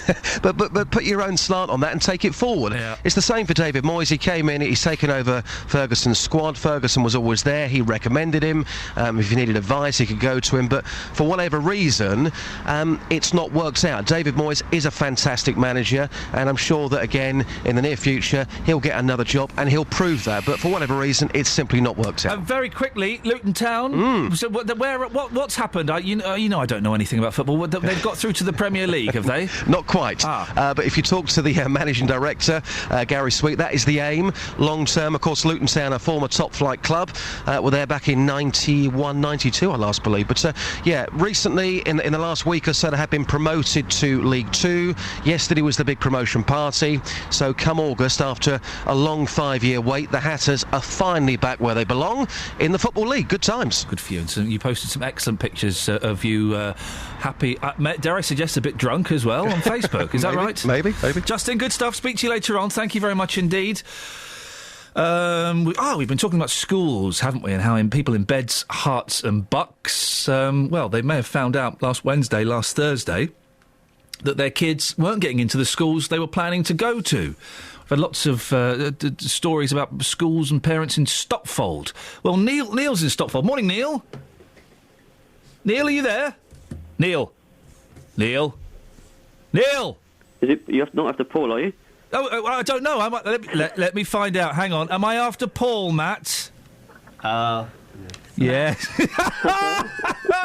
I'll be Neil. No, but Paul. Yes, Paul. I do apologise. You're in Stopfold. Is that part of the information I have correct? It is. I think you might have most of the rest of it correct. Yeah. Go on. Tell me what's happening with you. So we are. According to the council's own website, we are 303 metres away from Rowcroft School. But we've been refused all 3 schools in Stopfold and been shipped off to Langford. Now, is this the school that's about 6 miles away? It is. Right, OK, so it turns out your daughter may know a few people there, because everyone seems to be going there. So the council website is saying you're 300-odd metres away from the school. Yes. How can they justify sending you 6 miles away? Well, when we phone the appeals team, it's a bit of a, as you mentioned earlier, computer says no situation. They say that we're 940 metres away from the school rather than 903. OK. So they refused her on that ground. So, it's an error that somebody along the line has made, and the option they've given us is you have to go to appeal. So you have to wait until... Well, it sounds like there is a big community of people who are dissatisfied. We spoke to another gentleman earlier on who's faced with exactly the same problem. The school saying, actually, it's 900 metres away, not 300 metres away. So what's happening, Paul? Are you all getting together to try and, to get a committee together? Or are you doing this separately so that you hope that your daughter will get to the top of the standby list? No, not really. No, we are getting together. There is a Facebook group, which is Stopfold School Rejections, that people are on, and there are a number of I know of at least 10 other cases where at the same school where the council has measured the distance incorrectly, and it's not just the odd metre out here or there, it's just hundreds and hundreds of metres. So I would encourage people to get in touch with the council and put some pressure. It may be that everybody at that school has been measured incorrectly, every place that's been given, who knows. Paul, thank you for that. Alison's in Stopfold. Alison, you've got a similar story, have you? I have, yes, although mine's not to do with Rowcroft School, mine's actually Fairfield Lower School. Go on. My son, our family live about 380 metres away from Fairfield Lower School, and that's according again to Beds County website, and we've not got our place, and we've been sent 7 miles to Meppershall. Would you get a letter or an email telling you this? We had an email telling us that our 3 choices, which was Rowcroft, St Mary's and Fairfield, had been rejected, and that they had a space for us at Meppershall. What was the atmosphere like in your house when that lovely email popped up? It was actually my son's birthday that day, so you can imagine we were very upset. How stressful is it for you? I can hear it in your voice that it's very upsetting. It's very stressful. I know that some people have got issues where they've measured the distance incorrectly, but in our case, it is just the case that the school is oversubscribed. I know of at least 5 or 6 of the people who live on Fairfield Park who didn't get into the school. Because there's no other places at Rowcroft or St Mary's, we're all being sent to Meppershall. And have you spoken to the school yet, Alison?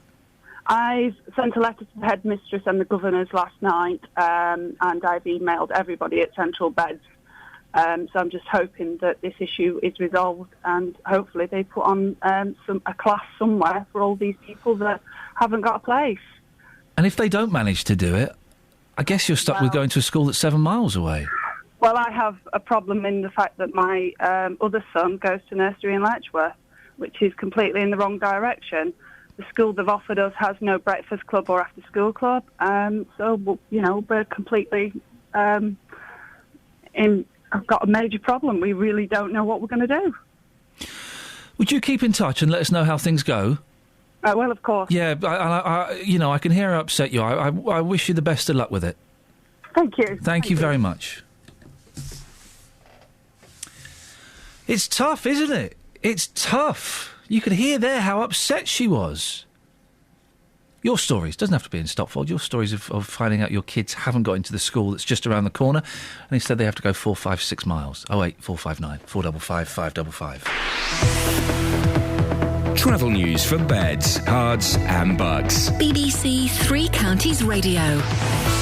On the M25, anti-clockwise, 2 lanes are closed between junction 14 for Heathrow Terminal 4 and 13 for Staines after an accident.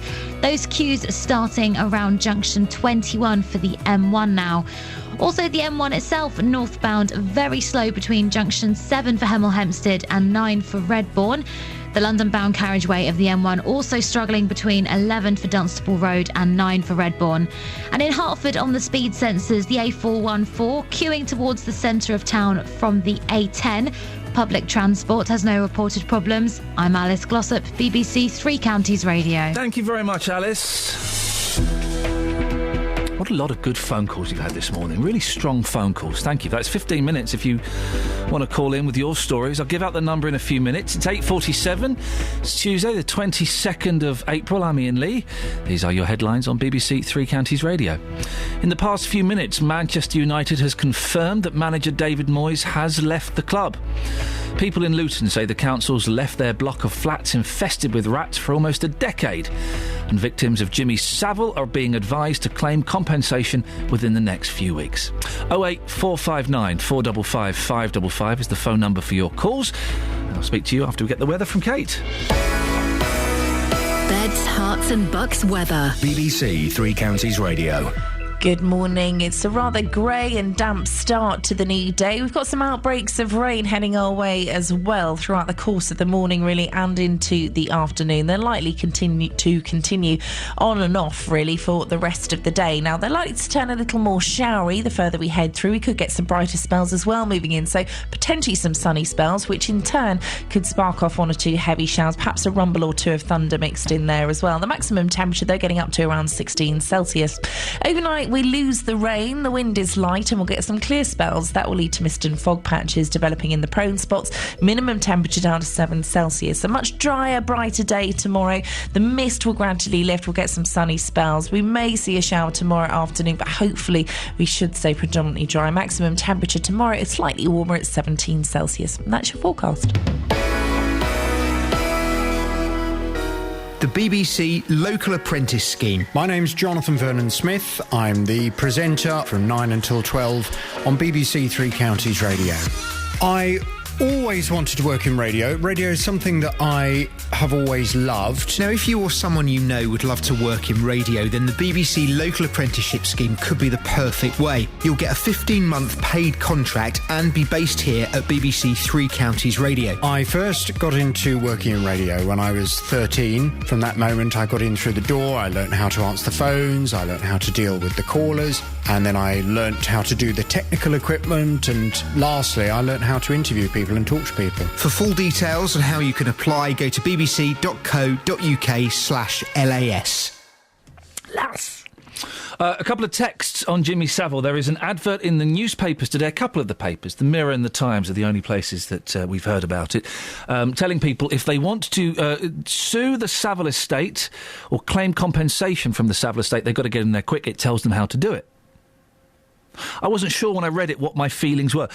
My feelings are getting a little bit more shored up, and that was partly through speaking, getting an email from Kate and speaking to Elaine, who Elaine was a victim of abuse 30 years ago, and she says actually the money would be a positive step in her recovery. I'm paraphrasing slightly, but I think that's the main thrust of it. 08459 455 555. Alan says, fear, embarrassment, confusion all stop children who have been abused from reporting at the time. I reported one of the persons that abused me when I was 8. The same person was able to continue to abuse me for 4 years more.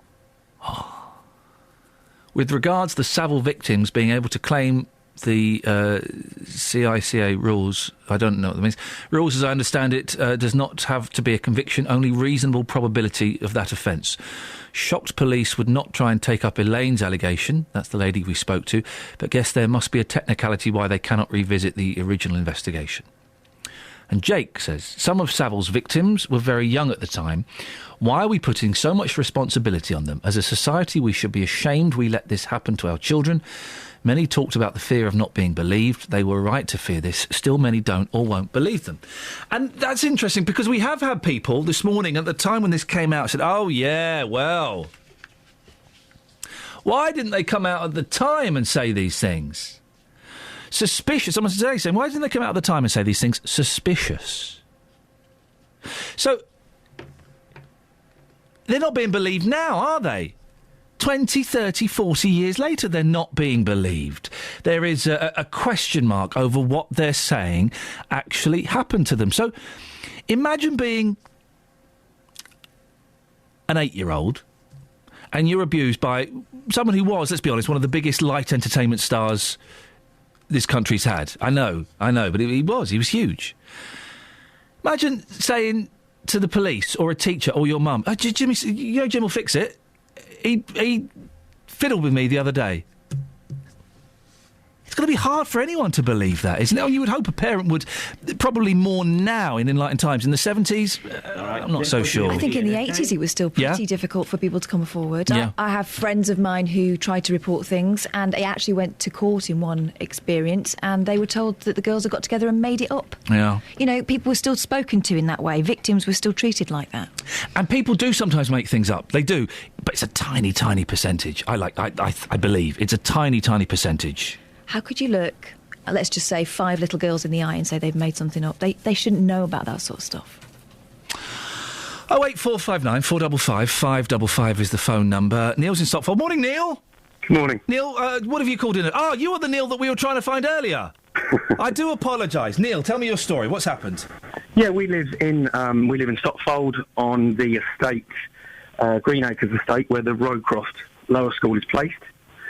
And we've applied for that school as our first choice, being school within catchment, and our second choice was the Fairfield Park Lower School, where our son is at that school currently. Yeah. And neither school we've got into, and we've been offered a school in Langford. 6 miles away. Langford, which is, I actually hadn't heard of it until we saw the... Are there no kids in Langford? Because all the Stopfold kids are getting bussed out to Langford. So what's happening to the Langford kids? Well, it's just, it makes a mockery of the whole, the government saying you have a school choice. You clearly don't have a school choice. And the whole process of filling in an online form and parents, the stress associated with that. Should we try this school? Should we try that school? We want to go to a catchment school. They might as well say, look, there is no choice. We'll tell you where there's a space available. But equally, the whole thing, and you see on the websites, as all the other parents have, about catchment, it's all about catchment. It's now gone beyond catchment. It's not catchment. There's now a catchment within the catchment, because you're talking about, and people are all looking up this morning as we are, well, crikey, how many metres is it from our door to the school door? Which is just ridiculous. All you expect, and reasonably expect, is your child to go to your local school. And I heard a lady earlier talking about the, laying on transports. And I think, as you rightly said, as many parents will say, you're not going to put a four-year-old child in a taxi. No. Because obviously it's every parent's nightmare. And equally, the fact is, right, well, who is responsible from the minute that child gets in that taxi till it gets... It's just ridiculous. So... But equally, again, all these parents and everybody are all very frustrated because they're all saying, as we are, well, listen, you knew how many children are being born year on year. Oh, it's an easy thing to... you can pretty much predict it quite accurately. Of course you can. And these new estates that are being built, again, you've got situations where you've got the Fairfield estate of the road, which is great, and like say our son goes there and we're on this estate. The council, I could be wrong here, of course, but I'm assuming the council have sold this land for... a sizable sum, I'm sure, to make profit to these house builders. The house builders are happily building hundreds and I think nearly 1,000 houses and making huge profit. But at no point has anyone thought, oh, look, actually, hang on a minute. If we're going to have 1,000 houses, let's look at the school, because maybe people are going to want to move to these areas because they're new, obviously, and allow these spaces. It's just, in this day and age, it's just unbelievable. Neil, I mean, I don't know I'm hearing these stories, and as a parent of young kids, I'm feeling very, very uncomfortable.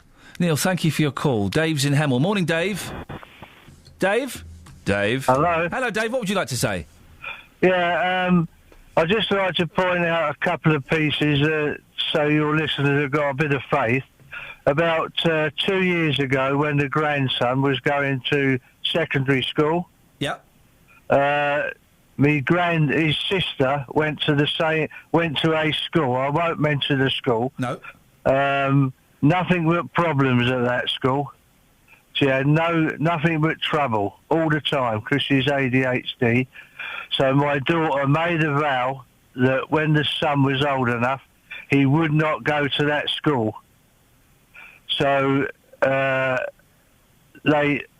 she kept getting letters saying he will go to that school. She said he won't. I'll end up not sending him to school. Oh. And in the end, she had to go to a tribunal with my wife, 8 people sitting on a committee.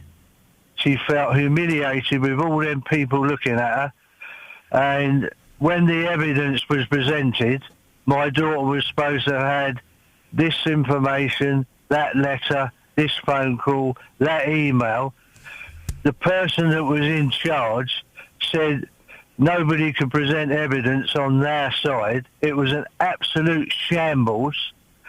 And what happened in the end, Dave? Just 'cause we're running out of time. What happened in the end, 2 days later, my grandson got into Hemel School, the school of what he wanted to go to. Fantastic. So there is hope at the end of the tunnel. So if you fight it...